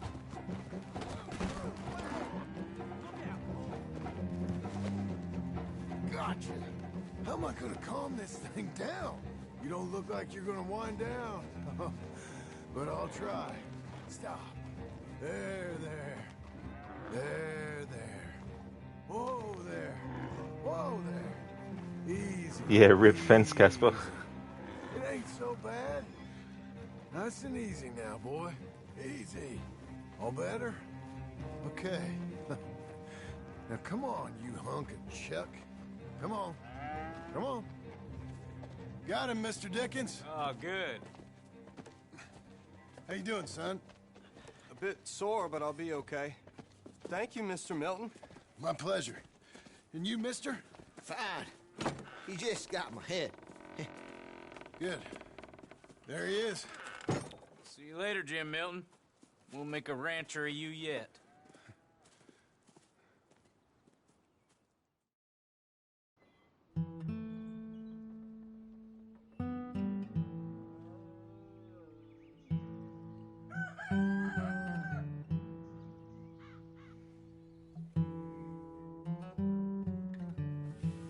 Hey. I'll get the coffee on. Thank you. I'm headed to work today myself, Jack. Huh? So you stay out of trouble. Where are you working? I told you. I'm cleaning at the doctor's office. Bye. Bye. Give the place a tidy.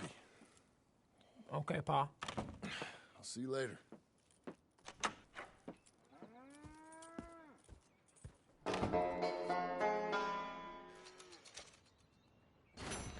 Okay, so now we have 6 in total from missions. Marston can't use the money from missions for my requirements for this playthrough. He can only use money from hunting or gambling winnings. Hello. I thought I told you to tidy up. I was getting to that, sir. Get to it quick. Good. Well, you take care now. Okay, sir. Okay, still can't change clothes, but the game is changing his clothes every in-game day at the moment, automatically.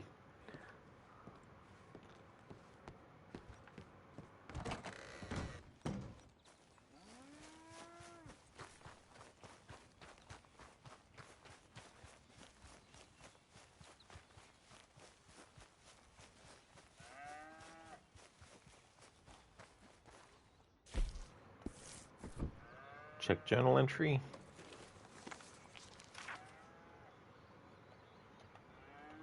Okay, still nothing new yet.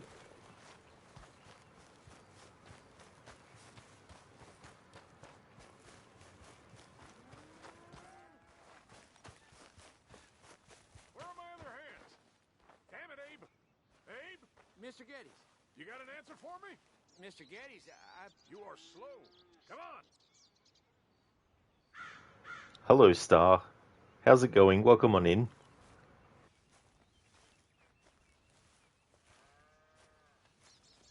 I said, Abe, Yes, sir. where are the other hands? I thought I said I don't rightly know, Mr. Geddes, sir. Well, what good is that to me? We got 3 horses lost, possibly more, a mare about to foal, Sir. and no hands to help with any of it. I'm supposed to be heading into town. This place is chaos. Hey, Pa! Can I get some help? Pa! Milton, you good with horses? I'm okay. I'll do whatever needs doing, sir. Good man. Can you help my boy, my youngest Duncan? He will insist on riding Jeremiah, a horse that is far too strong for him. And my wife will need help with this mare. Abe? Sir? You and Dickens better not make any more mistakes like you did today, you hear? No, sir. Thank you. Both of you.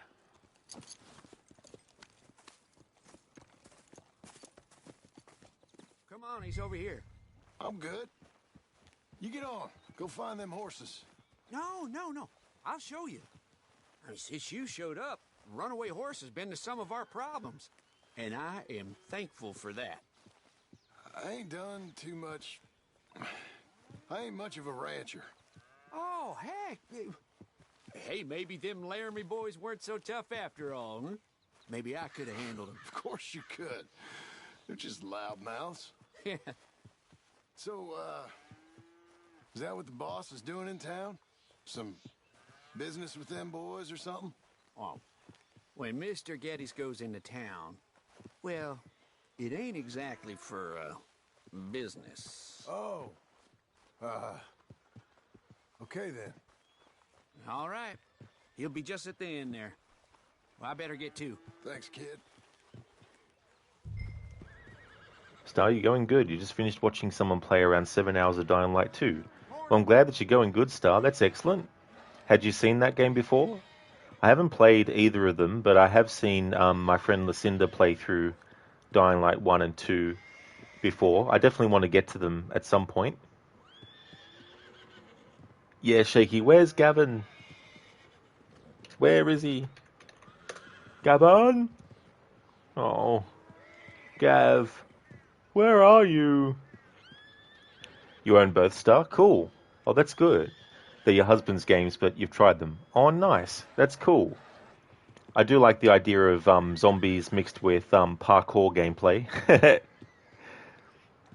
Casper, business and pleasure. Yeah, I guess maybe both.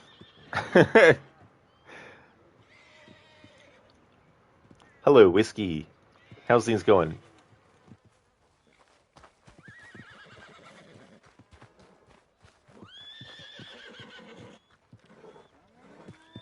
You Duncan? I'm Jim. Jim Milton. Hey. Need a hand with that horse? No. Whoa. You sure about that? Okay, yes. Yes, I do. Pretty big one. That's Jeremiah. Relax. Okay, Jeremiah. There, boy. Whoa, none of that. Come on. Easy, boy. Oh, someone put some onions on their oats, didn't they, boy? Calm down. He likes you. Ain't sure he likes any of us, but I'll make him respect me and behave. Can't you teach me how to make him behave same way as he does for you? I'm supposed to go help your mother. She's got a horse in foal. That'll take hours. Well, training a horse can take hours. Just give me a quick lesson, sir. Please.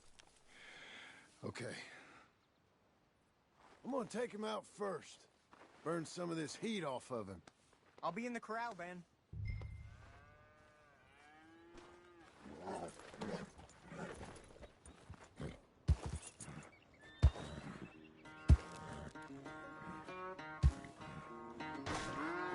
Everything you got. Come on.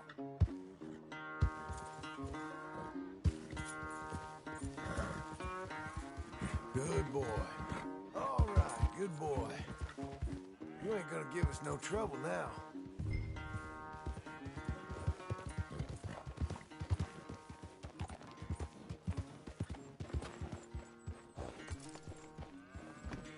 All right. He's ready for you. Okay. Get on up there and go nice and slow. Stay calm. Me? The horse. You're calm. My heart's beating a little. Keep your voice calm and your legs strong. Don't let old Jeremiah sense fear. I won't. Doing fine. Real nice. Not that I'm saying you need one, but you sure there isn't another horse for you to ride around here? I had a pony, but I'm too grown for him now. Yeah? You think my son could borrow him? Huh. Lancelot? Yeah. Sure. I'll get it hitched by your cabin there. All right. Thank you, son. Can I ask, are we in trouble from all these Laramie boys? They say Mr. Abel's real rich, way richer than Pa, and he's got all these hired guns out of Laramie, and if Pa doesn't sell, well, they'll come here and they'll... Hey, easy there. You don't have to worry about all that. You just worry about Jeremiah there. Yeah, but... Just worry about the horse. Yeah? Yes, sir. I think you two might be ready to go out without a chaperone. Oh, I'm not sure about that. You're good. Nice and easy now. Both of you.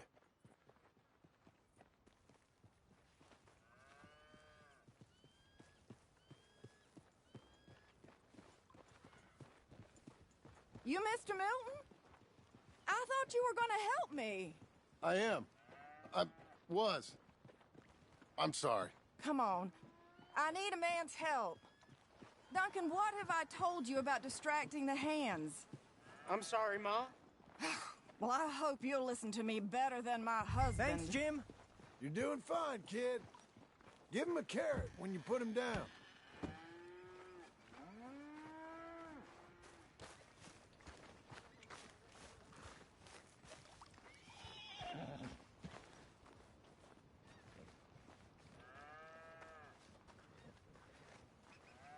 So, you know much about birthing a foal, Milton?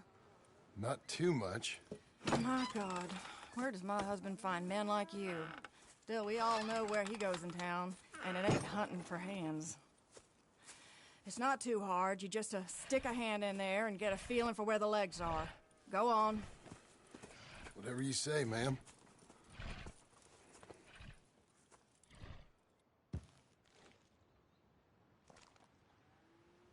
Got him. Okay, now hold on. And pull. Grip them. It's happening. Okay, well, I think she's...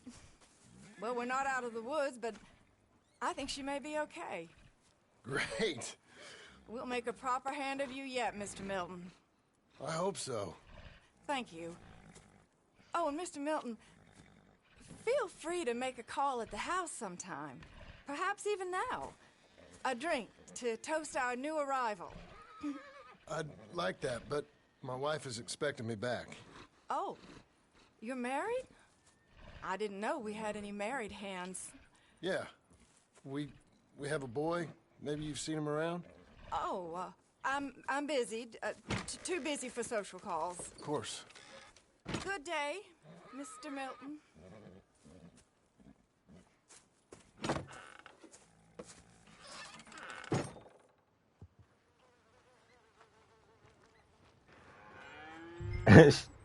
Shaky. Gavin, is it? James, you just woke up, so need a bit for your brain to start to function properly. I don't blame you. Yeah, that's definitely a good idea. I know what that feels like. I'm glad that you are going good. So you get the chance to try them. You should try. They aren't bad. They still have bugs, sadly, but still fun. Yeah.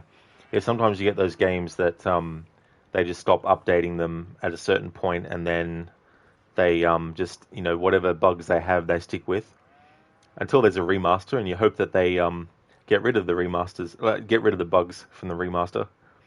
Yeah, Star. Yeah. She's like, feel free to make a house call at any time, maybe even now. Oh, you married? Oh, yeah, I'm busy. I'm busy. Leave me alone. I'm busy.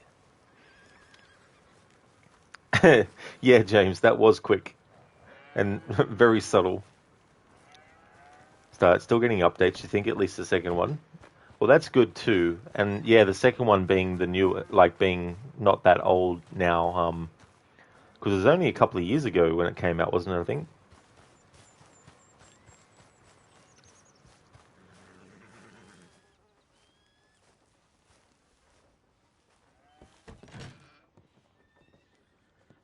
Hey, John. Jim. Sorry. So, this is what you wanted. Fake names, which, by the way, Dickens sees clean through. John. Us on the run. John, this is our chance to make something new. Come on. Please. For me. For him. How's he been? Been kind of withdrawn. Quiet. You know. Sure. Take him out, please.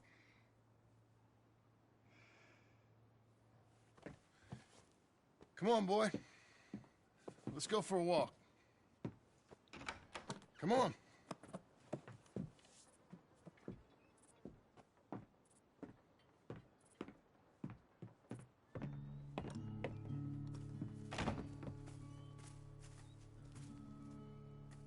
Round to the left. What do you see? The pony? Get on him. We're taking a ride. Duncan, Mr. Getty's boy lent it to you. Let's go. How you doing? Fine. Can we go home? No. Stay calm. Where would you like to go riding, aside from home? I don't know. But maybe that stream? Good idea. Now, you know all this. Get him going. Come on. You know. The horse can feel your fear. Just act confident, okay? Uh-huh. Confident. Yep. Don't pull on the reins. You'll yank his bit out. Use your legs. There you are. Now let's go. Jack, a little kick and a...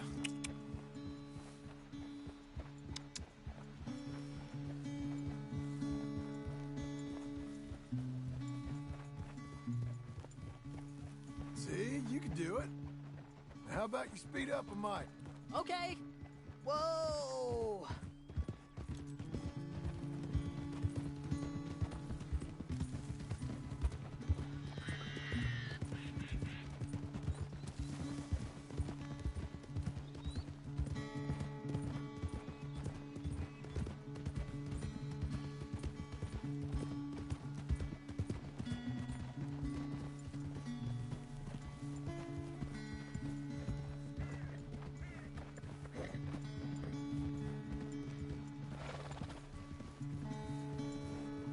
You know, this ain't so bad, sir. Good. Amazing what the right horse and a little confidence can do.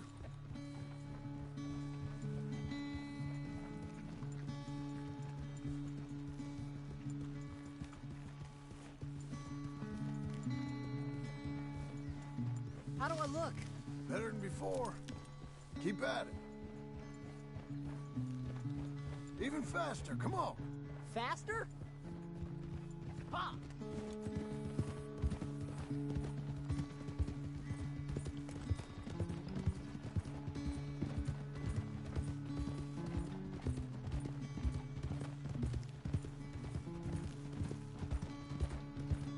I'm getting there.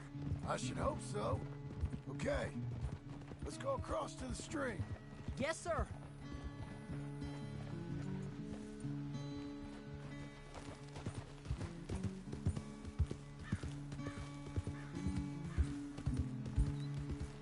Whoa now.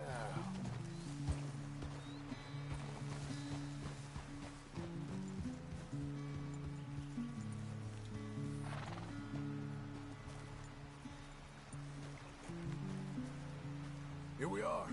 Yep, We should get back. You think you're ready for a little race? I guess. All right. We go back to the path and up to the ranch. Okay, on my go. Go!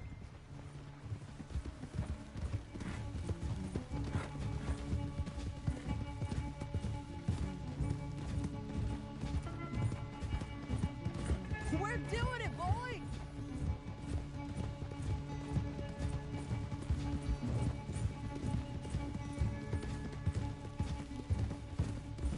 Hey, come back here! You'll have to catch me.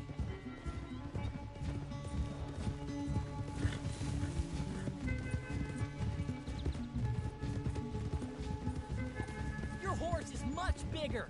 And you're much smaller. Like a jockey.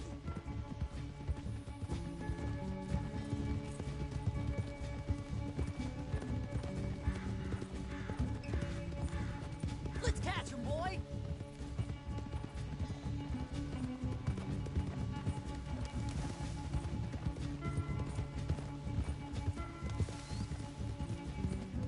I'm gonna catch you! I'll believe it when I see it, boy. Last straight. Come on. Hey-ya!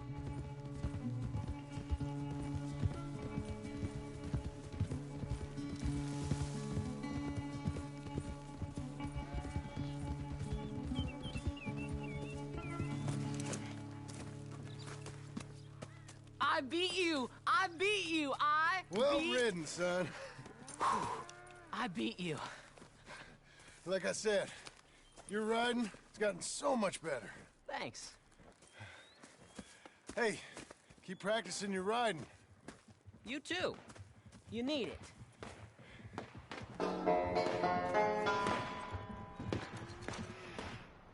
I love the dialogue if you lose the race. Keep practicing. You too. You need it.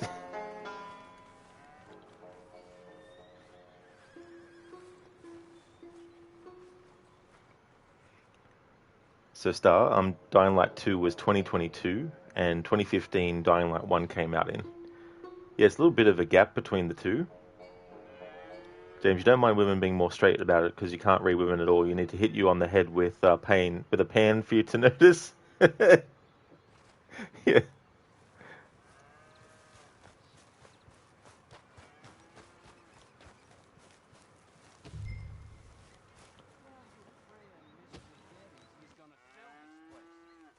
Only thing he needs to decide is what he loses before he sells.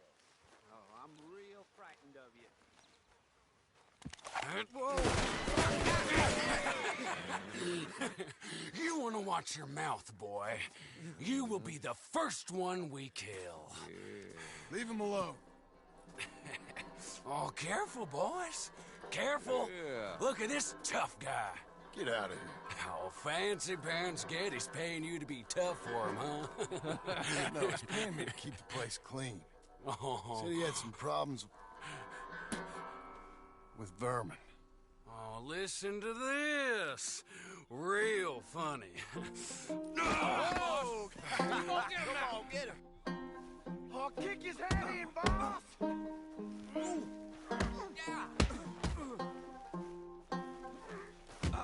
Oh, boy. I'm gonna smell like cow dung, boys. Yeah. John Marston versus Trevor Phillips. Getty spends on women, saves on hands. Oh. They didn't hire you because you're tough. It's because you're stupid. It's like that, huh?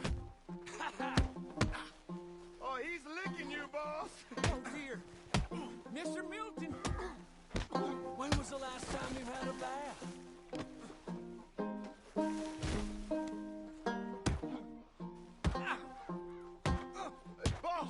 Boss, you need help? Get off that man! Get off! He hit me first. Oh, you can fight, boy. I'll give you that. Well, how's your wife in the brawl? Leave my wife alone. Oh, she's real pretty. Get out of here! Oh, quite a temper you got.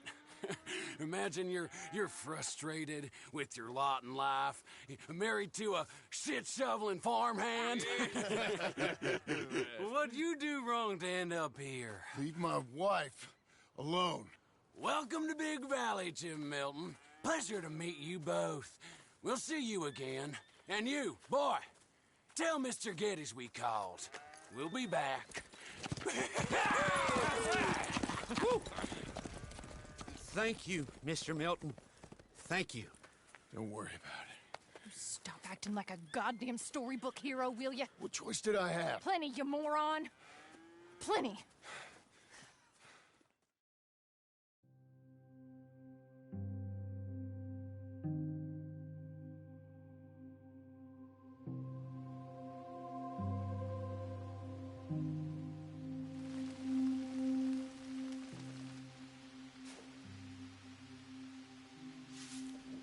We all get caught eventually, John.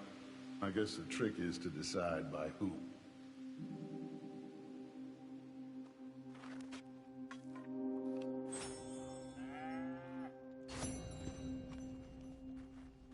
Now, dear, I won't hear any more of it.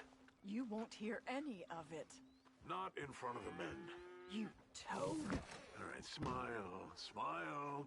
Do not embarrass me. Hey there.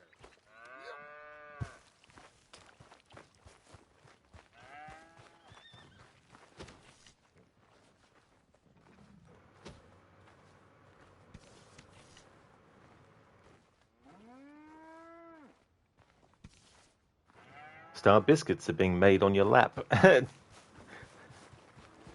Cat is like, need to make biscuits.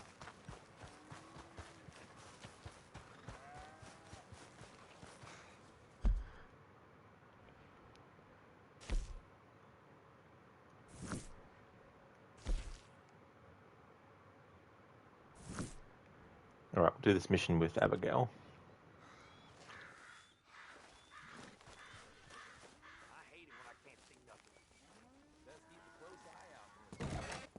How you getting on? Surviving. I think. Here. I'll get you some coffee. Only thing I know how to do is No. Undertakers like me. Cattle? Not so much. That ain't true. Ain't no rancher. Rustled horses, not raised them. Stole cattle, not birthed them. I was reading the newspaper. I was reading about a old ranch, Beecher's Hope, down by Blackwater. Was you? Well, Jack read it to me, but I thought maybe we could raise some money. Bank could lend us the rest. We could be happy, John. Bank loans? I got a goddamn price on my head, woman. I know all about that. Every time we about to get somewhere, make something, you go and show the entire world that you ain't Jimmy Milton. Every place we've been, it's been the same. We start doing okay, and then boom, you act like the big man with the gun. Tired, John, and I guess I was dreaming a little. At least give me that. Just feels hopeless. You're doing better. Milton! Milton, ma'am. Mr. Geddes needs you to head over to Strawberry in the wagon and collect some mail for him at the post office. Sure. I'll take the boy with me. He's getting soft. Lancelot. Come on. Jim, if you're heading that way, can you pick up a parcel for me? A dress I ordered. I think it's in your name? My name. I think so. One's in your name, and the other's in mine. Only one should have come in by now. How much shopping you done? Oh, yes, a real keen purchaser of goods, me. Look at me. Okay, Lancelot. We'll make a man out of you yet. Not too much of a man, mine. He's only a boy. Just gonna show him how to drive the wagon a little. We'll save the real exciting realities of adulthood for another day. Come on, get! You take care now. Of course. It's nice getting out of the house, huh? I like being in the house, Pa. Life ain't just about doing things you like, boy. Yes, sir. You make that clear enough. What's that supposed to mean? Only that you aren't so happy here with us. Son, I'm happy. It's just... I find it hard, is all. You'll understand someday. We ever gonna get to Strawberry going like this?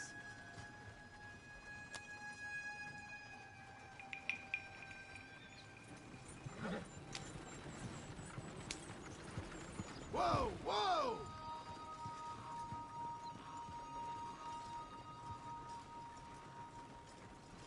Yeah, no female main character in Red Dead 1 or 2. James, there is in Red Dead Revolver. There's a few characters in that you switch between as the story goes on. Diggs claws way in too faster, oh no.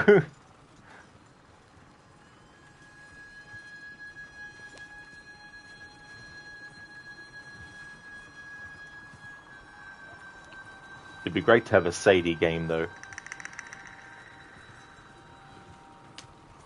Here, want to take the reins a little? I don't know, Pa. It's easy, boy. Don't be scared. Well, what do I do? Well, just hold them and pull them short to slow down. Tell them to go faster. Give them a little switch. And then pull to one side if you want to turn. Here, try it out.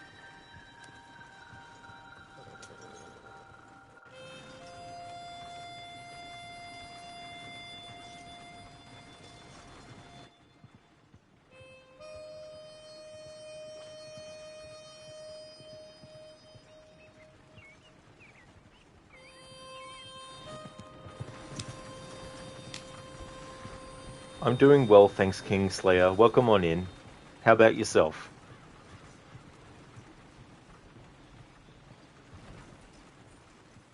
Yeah! That's enough? For now. Back in Strawberry, eh, kid? Looks like. You know, I think this is the longest I've seen you without a book in your hand. It was foolish to forget mine, sir. Look, I've got some business to attend to with the clerk. I'll leave you with the wagon.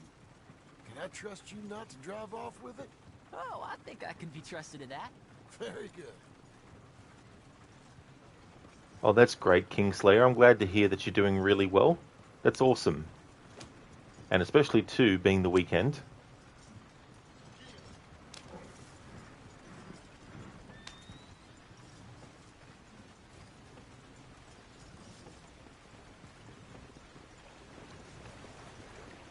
I have a feeling that film.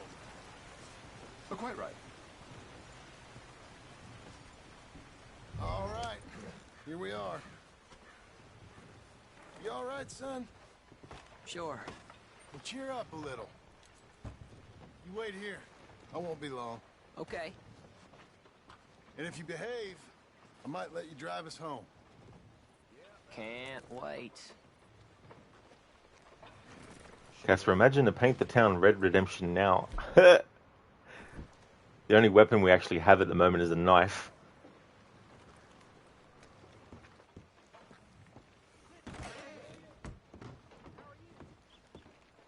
Hi, I'm here to... Name? My name? Jim Milton. Jim Milton. Nope, nothing here. Maybe try Marston. John Marston. It's a long story. Okay, John Marston. Marston... Nope, nothing here for that name either. Try Abigail Roberts. Abigail Roberts. Abigail Roberts. Yes, here we are. And also, I'm here to pick up the deliveries for Pronghorn Ranch. David Getty sent me. Pronghorn? Yes, sign here. We have a bunch of stuff for you. And I will help you out. I'll take these. You get the rest of the stuff.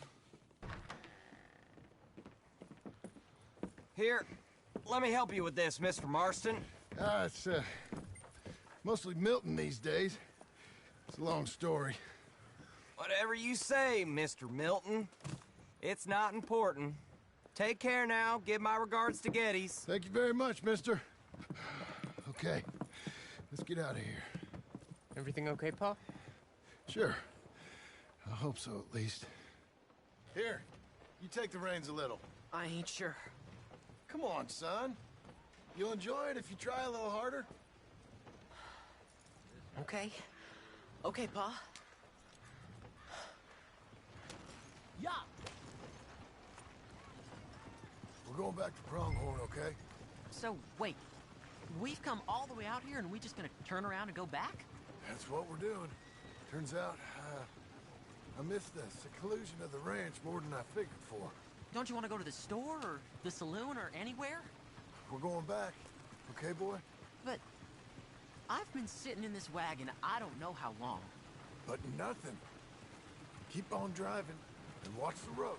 Yes, sir. Thank you. Jesus. Mind your father, okay? I got my reasons, even if I don't care to explain them. Yes, sir. Better.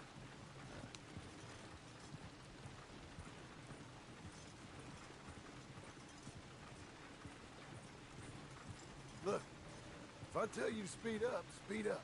If I say slow down, you slow down, okay? Sure.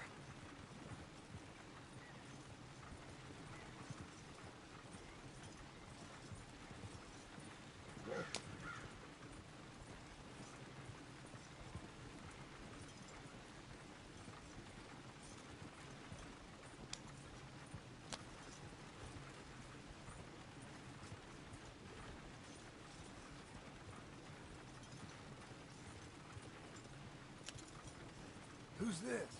Sorry, sir. Was that a question for me? No. No, keep driving.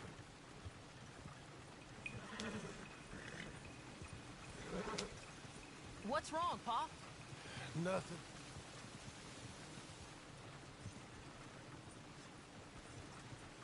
All right, speed up.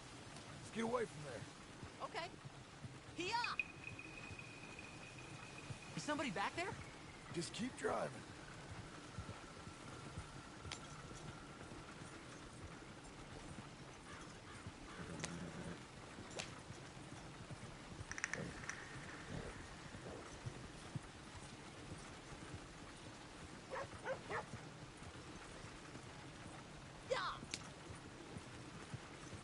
Oh yeah, imagine Casper. Imagine that. That'd be annoying. Because there's a lot of money on Arthur's head. Across here. It's the same as any other road. Look where you want to go and the horse will follow. Okay.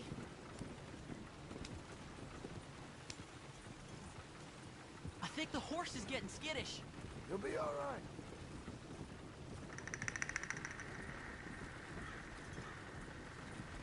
Huh? What? Nothing. Just keep driving. Yeah.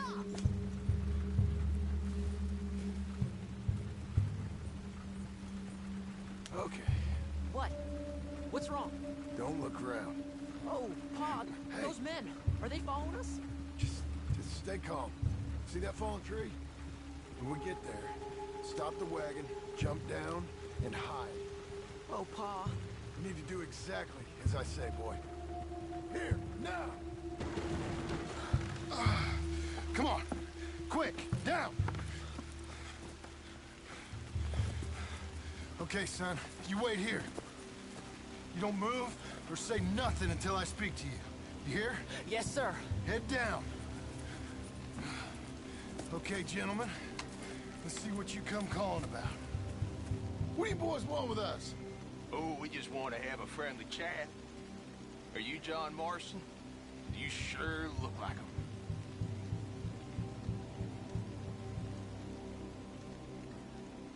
I don't know what you're talking about. I'm just here with my son. Did you kill a fella out in Roanoke a few months back? No. Wasn't me. That was my brother. I'm real sorry, friend, but he was trying to rob. You're talking bullshit, man.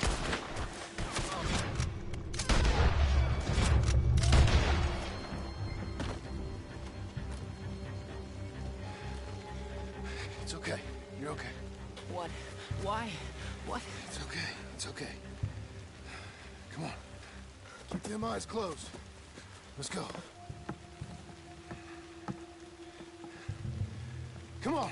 Giddy up.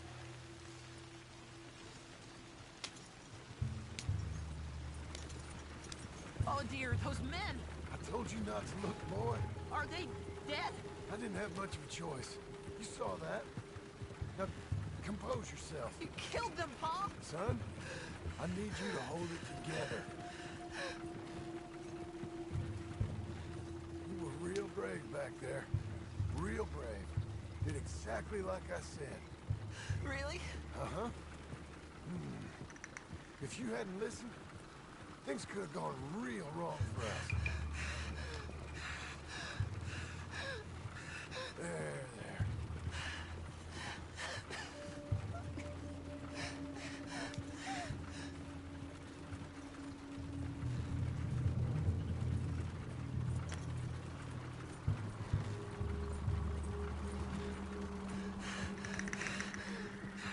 We're okay. Hey, you know, your mama wants us to buy some old ranch. You read to her about it, didn't you? Mm-hmm. What was it called? Mm-hmm. Well, what was the name, boy? Beecher's Hope. That's right. Beecher's Hope. Over by Blackwater. You like the idea of that, huh? Us owning a ranch? I don't know. I can see you as a rancher's boy.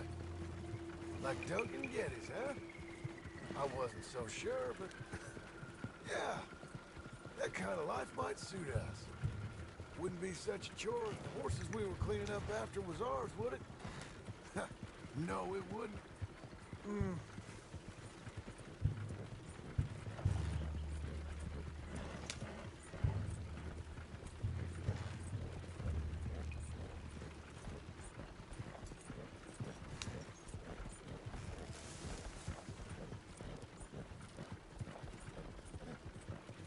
Okay, here we are.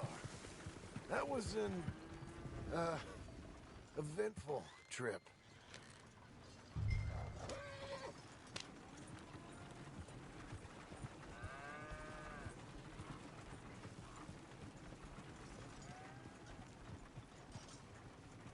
Go say hi to your mother.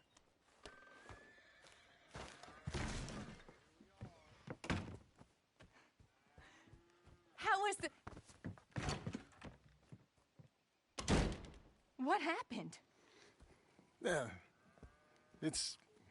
I don't... We got shot at. Shot at? What happened? Well, we got followed, and then we... Followed by who?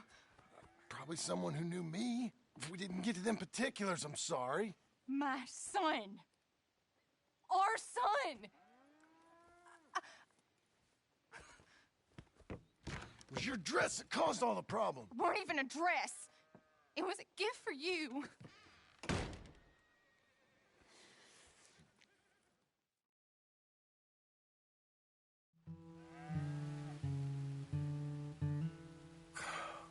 Look, just do one thing or another. Not be two people at once. That's all I'm saying.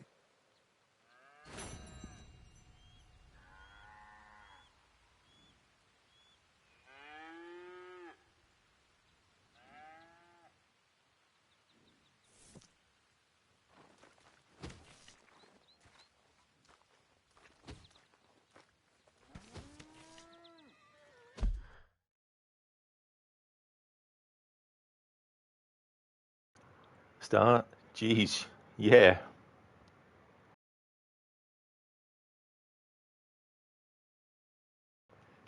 When you think about Red Dead 1, which takes place years after this in 1911, there's a conversation that Jack has with his father about knowing what kinds of stuff that his father was doing with the gang back in the day. And that mission that we just did there is something that helps expand that even further. So if you've played this game first, and then when you play Red Dead 1 and you hear that, this is potentially one of the events that you could think back to that Jack witnessed.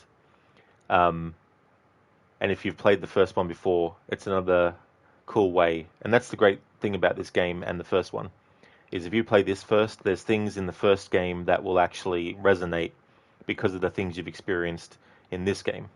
But if you play Red Dead 1 first and then play this game, then the same thing can still happen as well. Plus all the foreshadowing and all the flashbacks and all the, not flashbacks, sorry, all the references and all that kind of stuff. And that's the beauty of this game being a prequel, is that it allows for that to happen. Casper, are you starting Red Dead 1 today? Definitely not, no. I don't think, given what I have to do for the playthrough and what's left of Epilogue Part 1, that I will. I also want to get Marston's weapons upgraded, and to do that I need money, which means I need to go hunting. But I'm hoping to finish the game tomorrow, and then on the next weekend, start Red Dead 1. So what day and age was this? So this game takes place in 1899 for the first 6 chapters, and then in this epilogue that we're in now, it takes place in 1907. So it's around that sort of like time frame.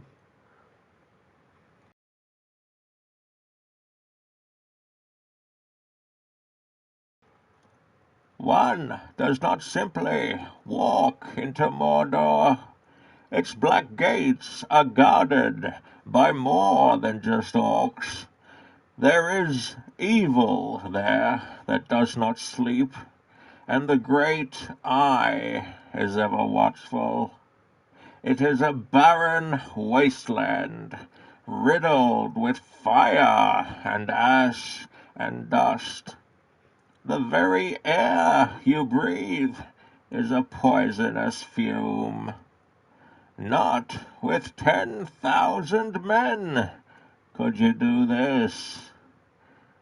It is folly. Thanks for redeeming that quote from Lord of the Rings, The Fellowship of the Ring, the movie. I can't remember if it's in the novel or not. It's a damn good movie. It really, really is. Can't believe that it came out 20 years ago. The first the Fellowship of the Ring did. No, Return of the King came out 20 years ago. Fellowship of the Ring came out 23 years ago, I think, by now. James, you need to start your day. Catch you later, peeps. Thanks for the stream, bud. Oh, that's okay. No worries at all, James. I hope that things go well. I hope that you've woken up to the level that you need to, and I hope you have a good one.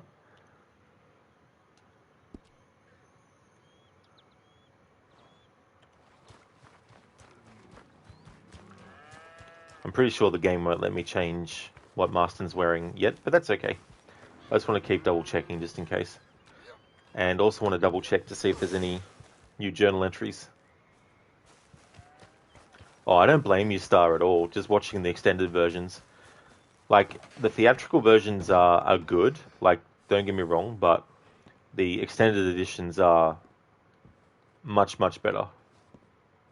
You gonna make yourself useful around here? I'll try, Pa. I'll really try. Good. Maybe try harder. Okay, well, I'll leave you to it then. Okay, then. Yep, so can't do that yet, but that's okay.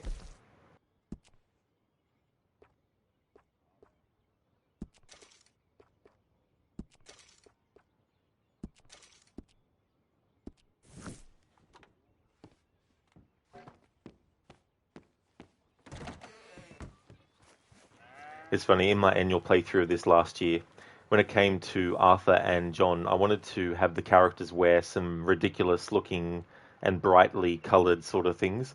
So for Arthur, I had him wear the pirate hat that you can find, and I had him wear the brightest colour shirt I could find for him, and pants and boots. Keeping in mind, I'm a console gamer, so I can't access mods that you would have on PC.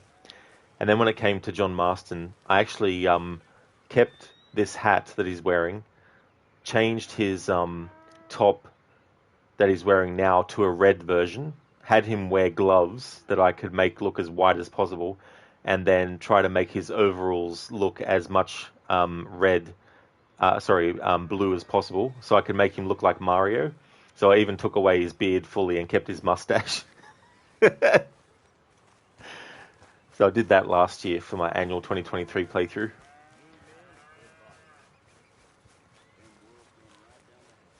Now, dear, I won't hear any more of it. You won't hear any of it. Not in front of the men. You toad. All right, smile, smile. Do not embarrass me. Mr. Milton, I should like to have a word with you. Milton? Well then.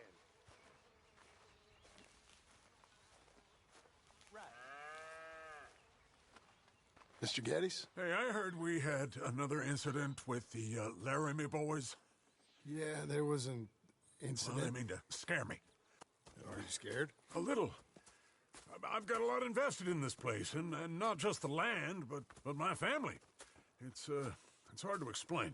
I understand. I'll do my best to keep you safe, sir. I know you will. So how's your family? Just fine.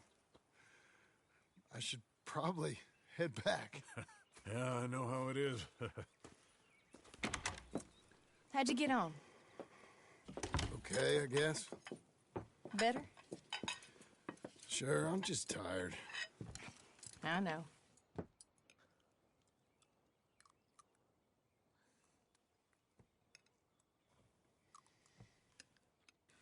Anybody want some more? No, no, I'm thank good. you. I miss Mr. Pearson. John Marston, you're such a pig. All right, it's getting late. Let's get some rest. Good night, Jack. Good night, Mama. Good night, Jack. Good night, Pa. It's American Venom time. Hell was that? What are you doing? My job, Abigail. Lock this door behind me. Don't open it unless you know it's me. Jim! They got Dickens! Over by the stable! Get the cattle out of here!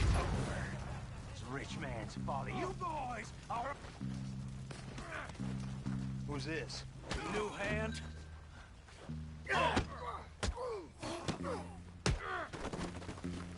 Oh, dumb hicks brought this on yourselves!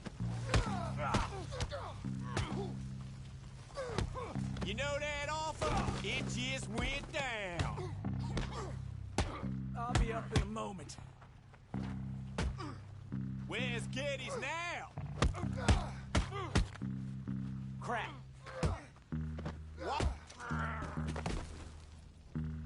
They've killed Mr. Tolbert! And they've stolen my goddamn cattle. You men okay? I think so. Yeah? Jim Milton saved my life. It's Mr. Abel. Yeah, of course, it's Mr. Abel. I can't believe he thinks he can scare me out of here. Then I guess we're getting your cattle back, I guess sir. we are. Can you go too, Tom? Of course, sir. All right, Jim. I know you can handle yourself. A little. Go get your guns and head out. Guns? Oh, don't play coy with me, son. We need your help. I don't care what you used to do or what your name is. This is the land of second chances. Understood. Okay. Let me in, it's me! What was it? Mr. Getty's cattle was taken. I'm sorry to hear that. What are you doing in that thing? Mr. Getty's been real good to us. What are you doing? My job, Abigail. My goddamn job.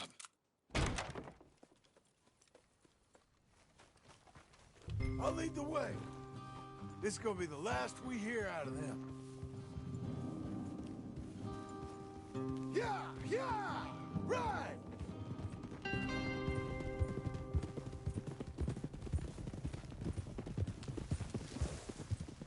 Easy.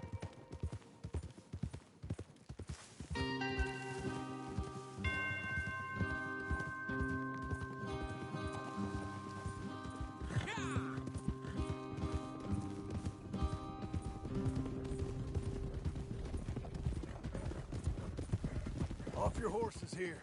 We'll be better on foot. Okay. If you say so. That's the place up ahead. There's our cows. A couple guards out front. A couple more around the side, I imagine. Let's get a closer look. Let's go. Yeah, there's plenty of guards. I'm gonna head straight in. Yep. Tom, you head up there and try and give us some cover. Abe, you're gonna try and flank the place and come in from the back. I'll give you a minute or two, then I'm heading in. Yes, sir. Okay.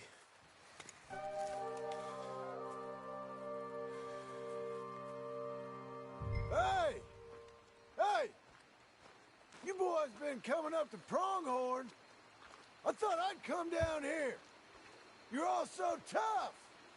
Come have a word with me. You here to cut a deal? You're too late, partner. I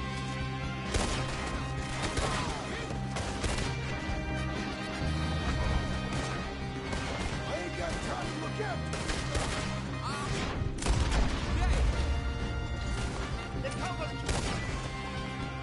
Where the hell did you learn that? The ranch hands here.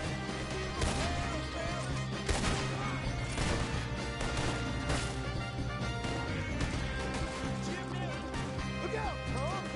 Let me deal with this.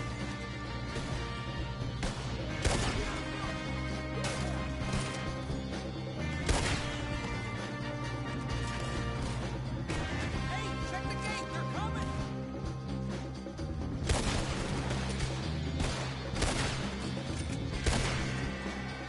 Hi, who is this fella?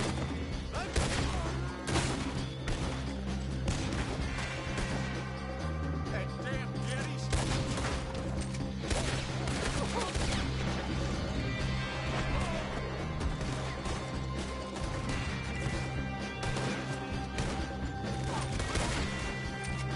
They walked into it now.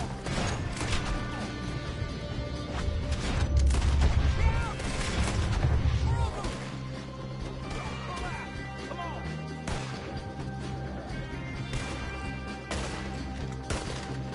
Here they come.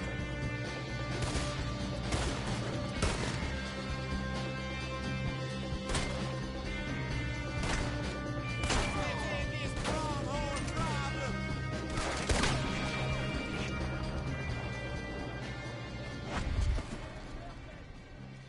Milton, you son of a bitch! I see you, Milton. You're gonna be sorry for what you done. You're gonna pay, all right. You and your wife. That's the fellow who shot my feet up. I got this. You boys take the cattle. See you back there, son.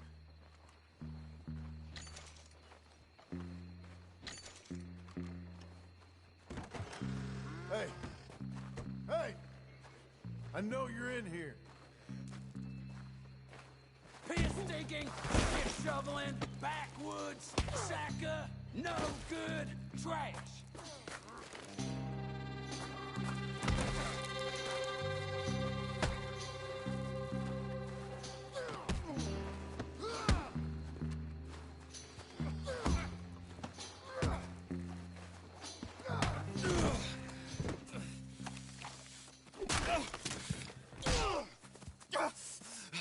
You know that woman of yours got the look of a woman ain't had a real ride in her life. She's gotta make do with some piss-poor stinking farmhand. Hey, tell her I'll let her in my sheets. Long as she bathes first in sheet dip, get the stink of you off of her. Farmhand!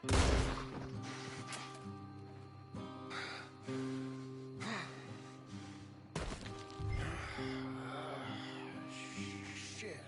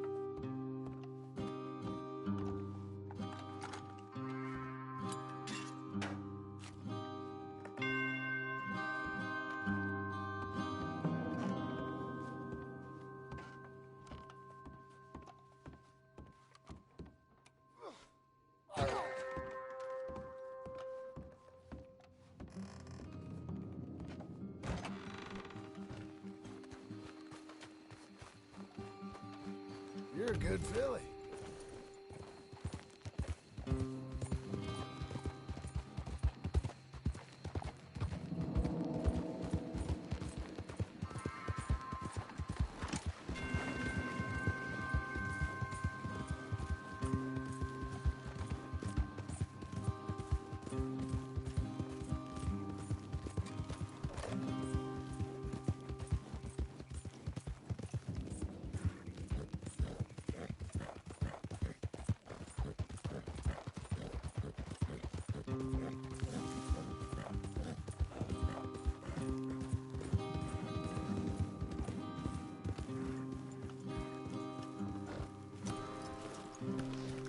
Hey, you're back. You did real well, Mr. Milton. This man can really fight. Saved the whole place. Ah, that weren't nothing. Well... You you saved my life. No need to say nothing, sir. Just doing my job. Now, I don't think they'll be back tonight, but how about Abe? Just in case you stay up. Yep. See anything or hear anything, you fire that rifle 3 times. 3 times. We'll all come running. Will do. Well said. And thank you, Mr. Milton. Truly. Just glad to be of service, sir. I understand. You get some rest. Thank you, Mr. Geddes.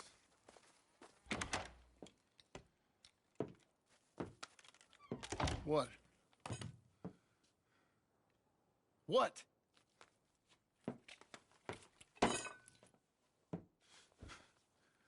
What choice did I have? Just answer me that. What was I supposed to do?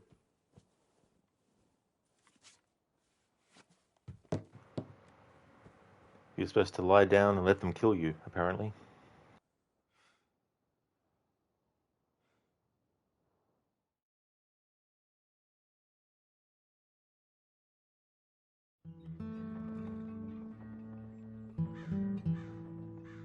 Hey, Mr. Jim? Mr. Jim?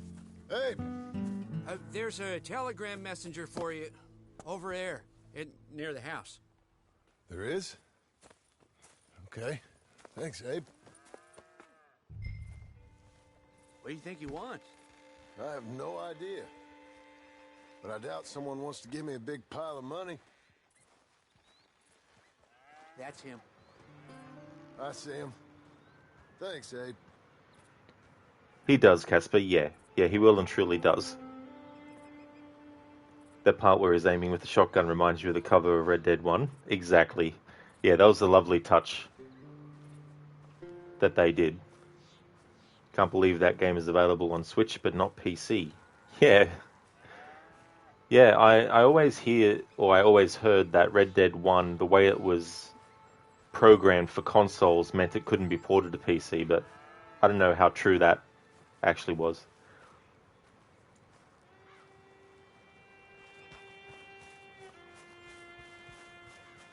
I mean, you can emulate the game on, Xbox emulators and stuff.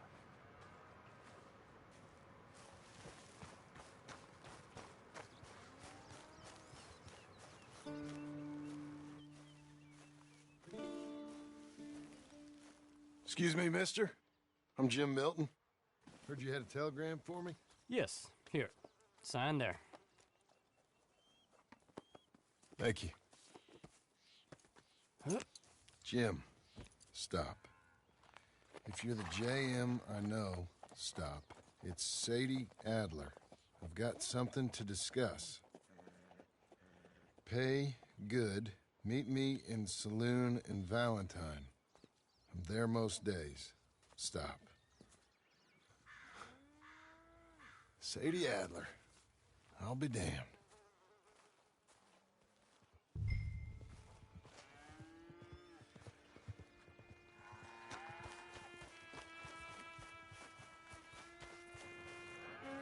I get why Abigail, wants John to just, stop doing that kind of stuff.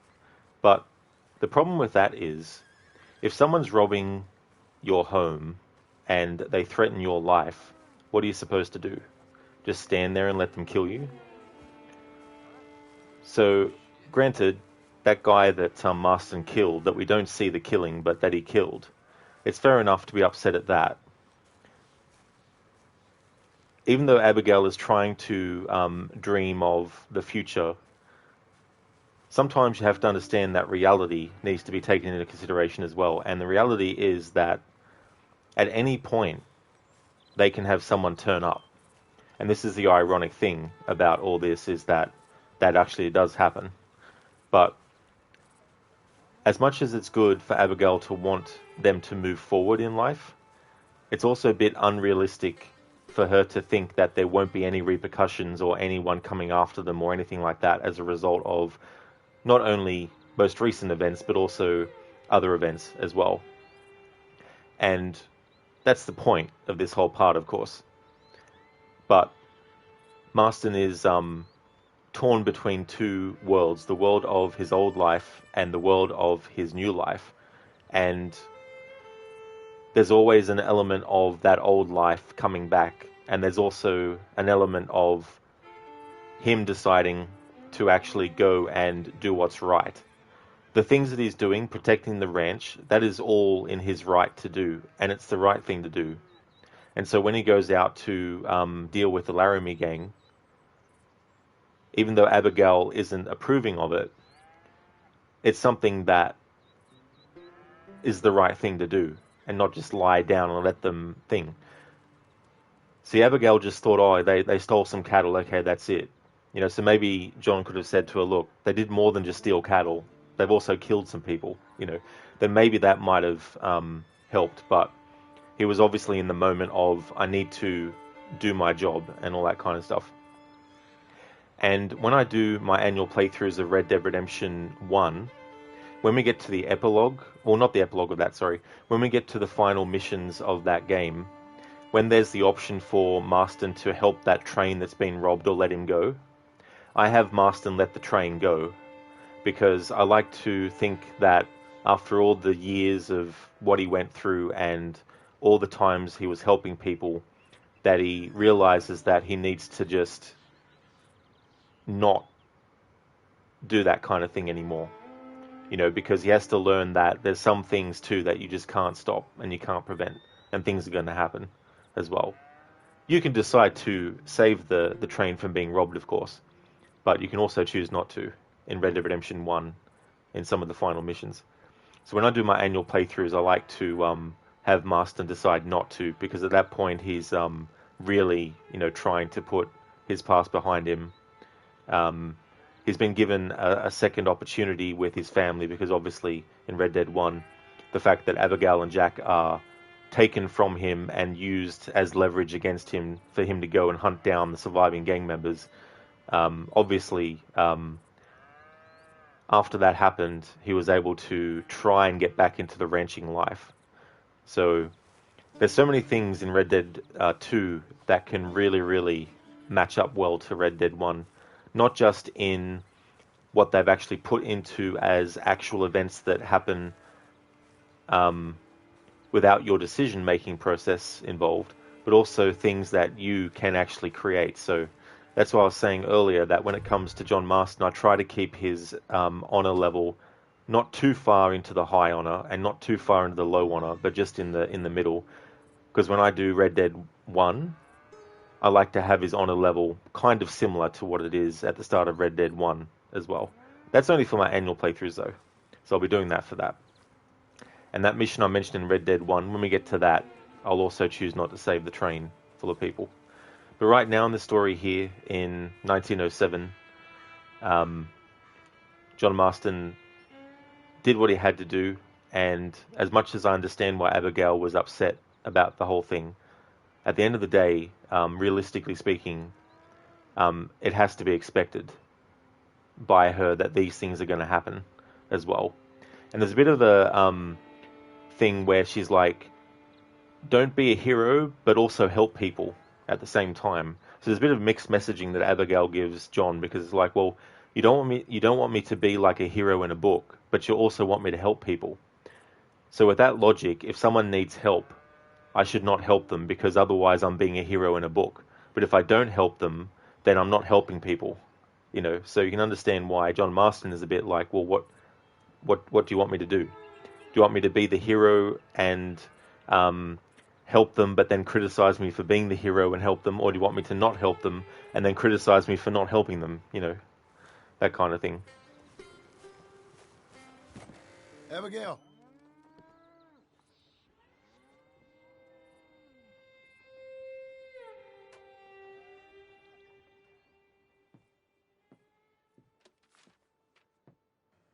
Darling John, a kind lady in the village helped me write this. She had men problems of her own, but that's a different story. Listen, I've begged you, but it don't seem to make much difference. I've tried everything I know to make you grow up. And you know I love you, but loving you means I can't watch you do this.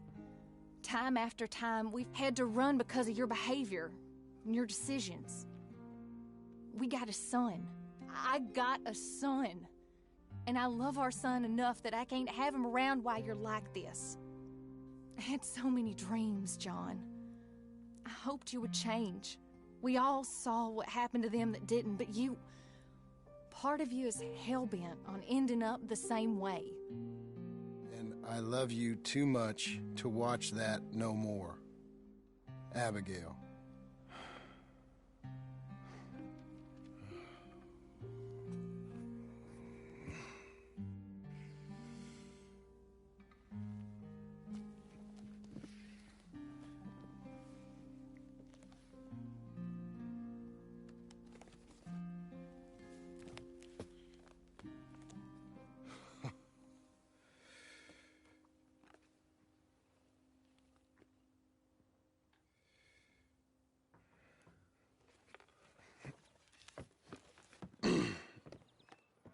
Where's the wife, Milton?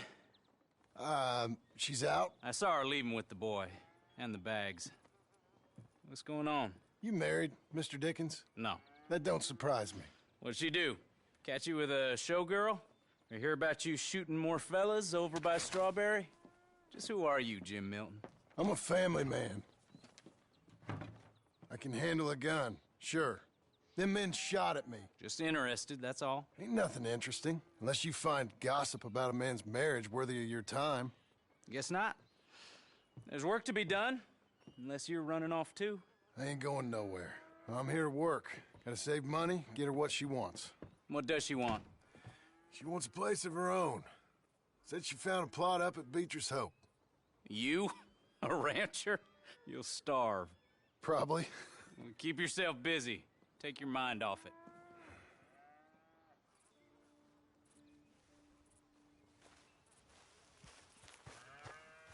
Hey, mister.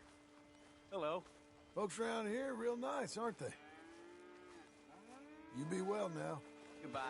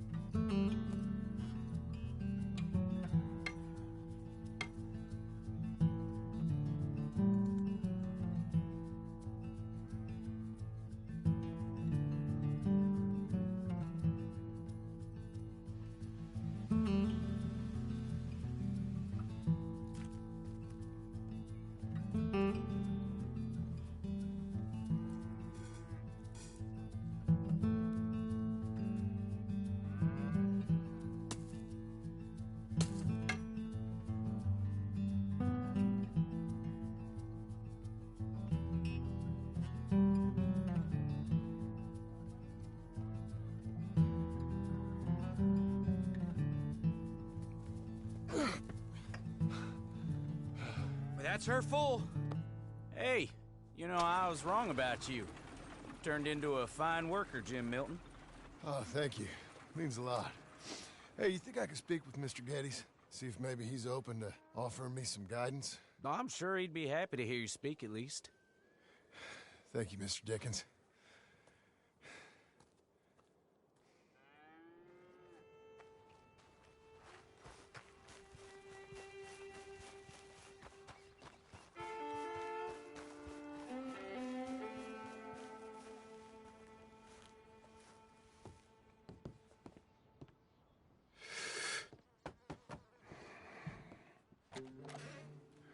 Hey, son. How's that bull? Fine, Mr. Milton. Your father in? Can I have a word? Sure. I'll just get him. Pa! I'm right here. What's the problem, Milton? Sorry for the disturbance, sir. Oh, no problem. My wife, she just began her morning discourse on the subject of my faults. Experience I think every man can relate to. In some ways, my wife also has issues with some of the decisions I've made. Real issues. Hmm? Do you believe a man can change, sir? Where is this heading? Guess I don't know. I've tried to be a good hand. I've worked hard to secure your property. And for that, we are grateful. And you've paid me well, besides. The thing is, I suppose, I need to get a place of my own, so I can prove to my wife that I've changed. I understand. But I ain't got much money. I ain't asking to borrow none. But maybe you could go to the bank and put in a good word so they could give me a loan? A loan, huh? So I can buy that place, Beecher's Hope? Yes, I know it. Yes, of course, sure. It'd be my pleasure. Take my advice, Milton. Take your money and go buy passage on a boat. Go to Brazil and forget all about family. I'm just joking, son. Just make sure you deal with Ansel Atherton at the bank. He's a distant cousin. Here's my name. Tell him to ask me direct himself. You'll get what you need. Thank you, sir. Yeah, I was young and dumb once, too. You'll get it back.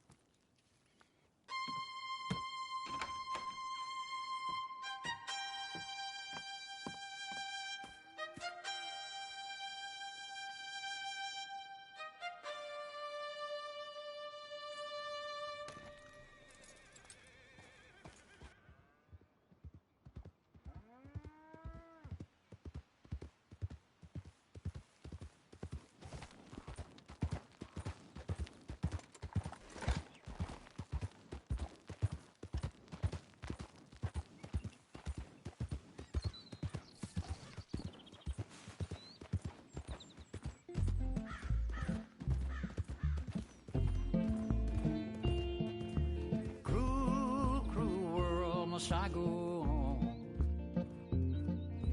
Cruel, cruel world, I'm moving on. I've been living too fast, and I've been living too wrong. Cruel, cruel world, I'm gone. This big old world sure got me running round. I heard a voice that said, just settle down. And with the moonlight as my guide, and with this feeling deep inside, I know now that I am homeward bound. Cruel, cruel world, must I go home? Cruel, cruel world, I'm moving on. I've been living too fast, and I've been living too wrong. Cruel, cruel world, I'm gone.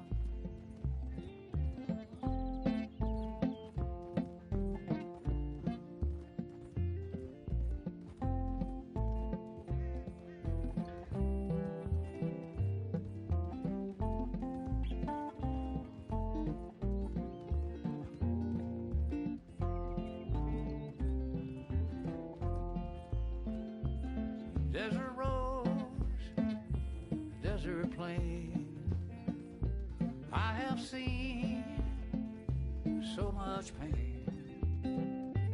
Now I see into the eyes of a girl. No more, no more cruel world. Cruel, cruel world, must I go on?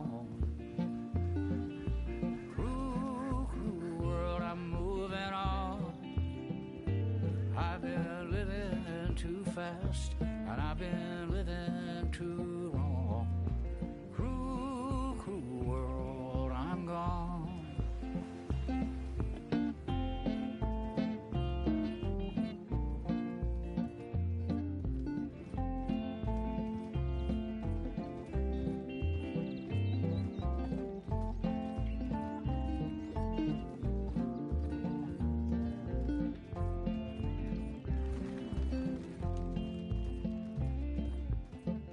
Dusty trail, saw a vapor light.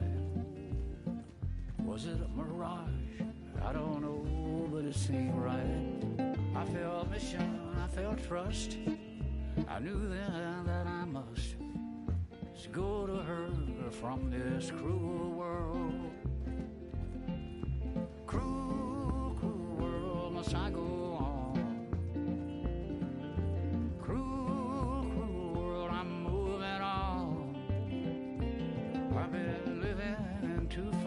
And I've been living too wrong.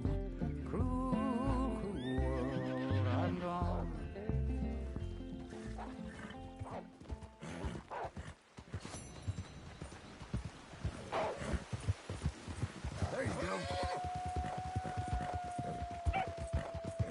Okay, girl.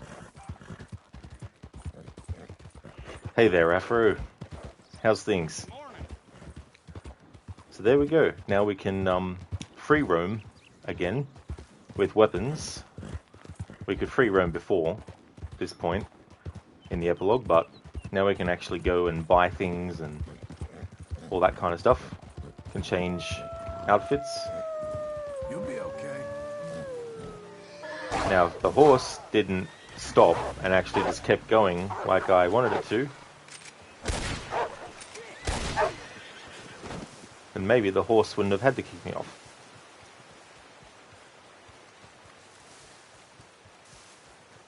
Come on, lady.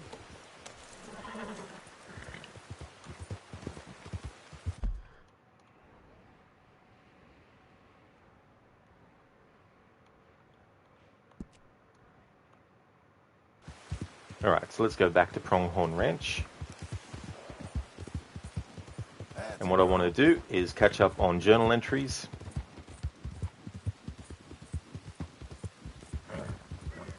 Going to use some of this time as well to have to go hunting and get more money for Marston to be able to use from that hunting, and then deal with upgrading weapons and stuff.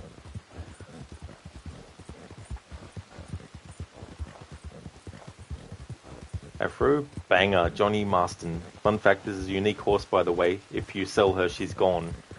I didn't actually realise that if you sell the horse, Rachel, in this epilogue, that they go. That's interesting. I am going to change the name of the horse to Gavin, because I've decided that for my annual playthroughs, I'm going to name Arthur and John's horses Gavin.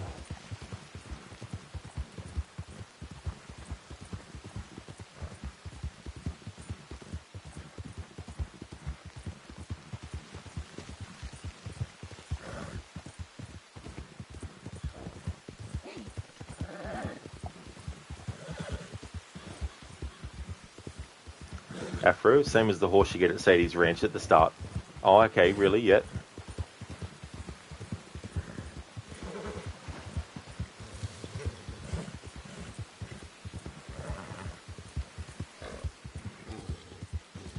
I see, yep. I'm sure there's heaps of unique horses in the game.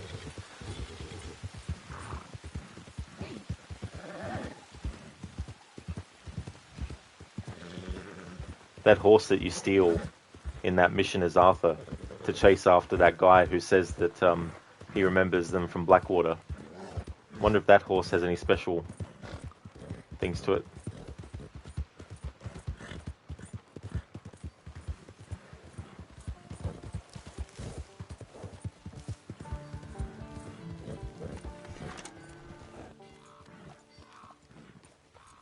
Cool down, girl. So it's the same in-game day, so I can keep Marston in this outfit, but like I did with Arthur in this playthrough, every new in-game day I have to change what he's wearing.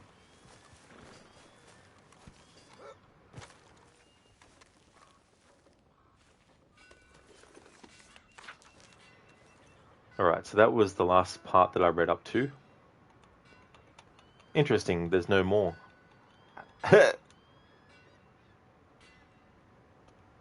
Alright, that's that checked out.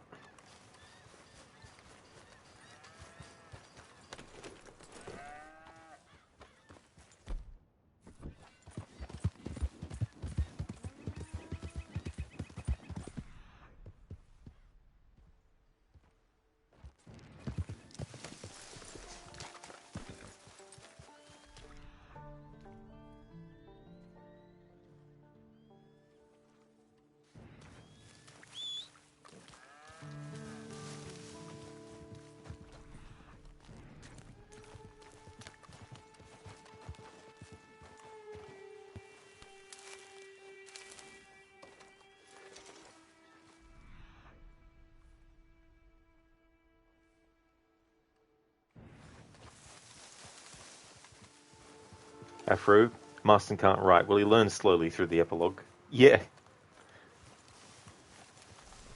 I think that was good. I think it was good to have a difference in the character's skills at drawing as well into the journal. helps make it feel like you're just not inheriting everything from Arthur in terms of like stuff. Like we get his hat and we get his satchel and we get the ring that years and years before he had given to Mary, but then Mary gave it back to him, and then he intends it for someone else to use it. That's true, yeah. And then is able to write a letter to Abigail, yeah. I mean, he could always read. I'm not sure his writing level. Well, once he got taught how to read by Dutch, he was able to read.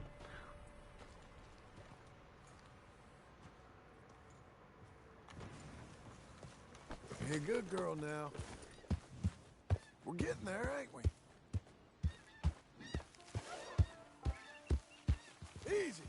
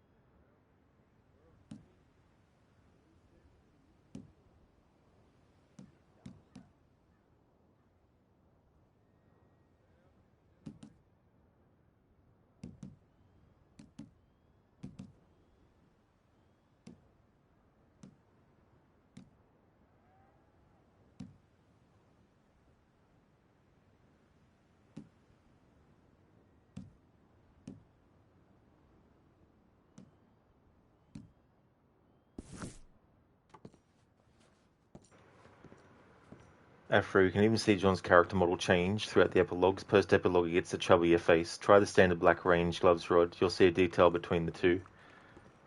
Yeah, I'll worry about that kind of stuff later. Come on, then.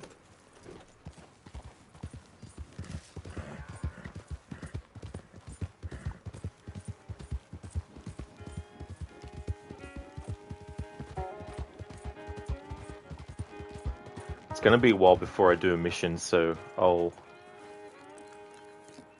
turn off the first-person view redemption.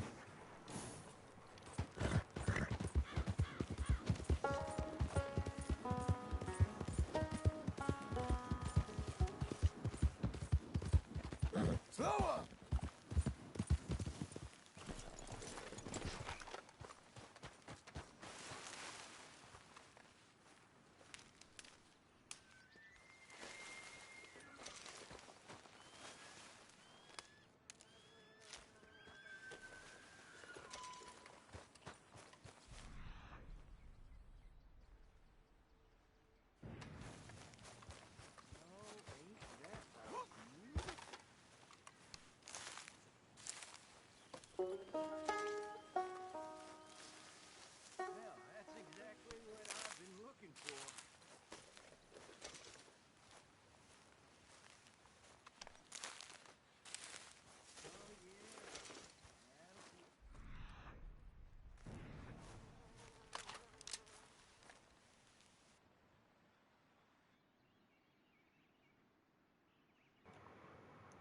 game. The game's just frozen. Oh my fucking god. It means I have to end the fucking stream. Because when I shut the game down, it's going to fucking turn the stream off anyway.